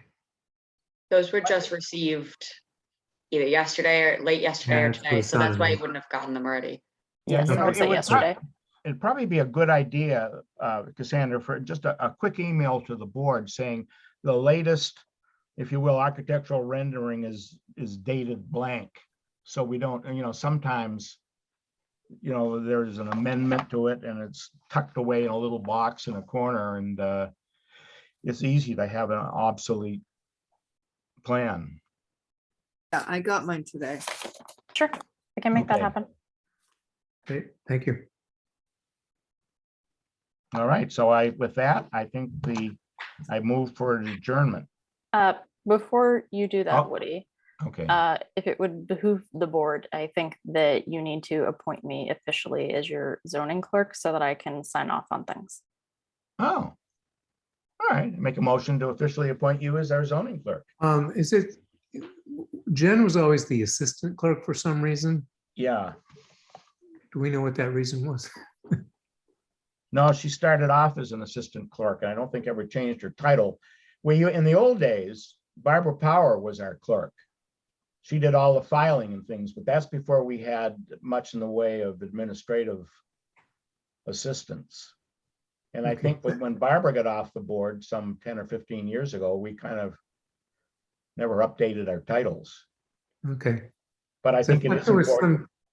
Because I know we had talked about changing Jen's title, and for some reason, she thought it was preferable that it was assistant clerk, but I don't remember what the reason was. Mr. Town Council, any opinion on that one, Joel? No, it'd just be your preference, really. Okay. What do you think, Lee? I think we should do clerk.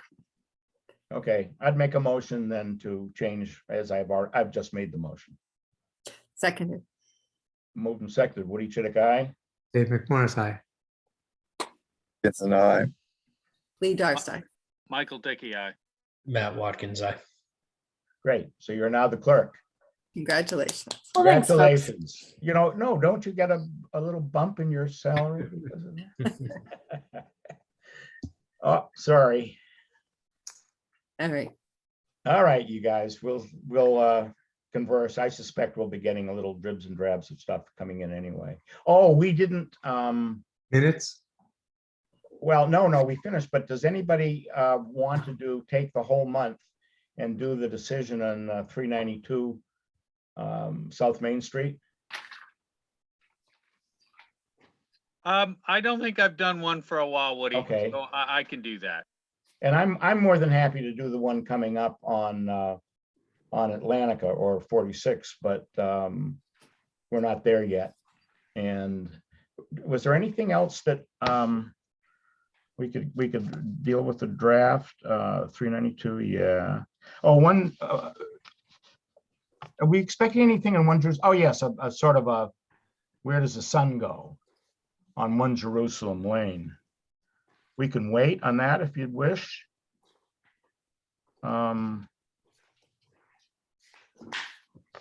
Capizoli has got to make a decision one way or another. Adam didn't get a chance, and then the Honeywell. So no, I think we only have one decision.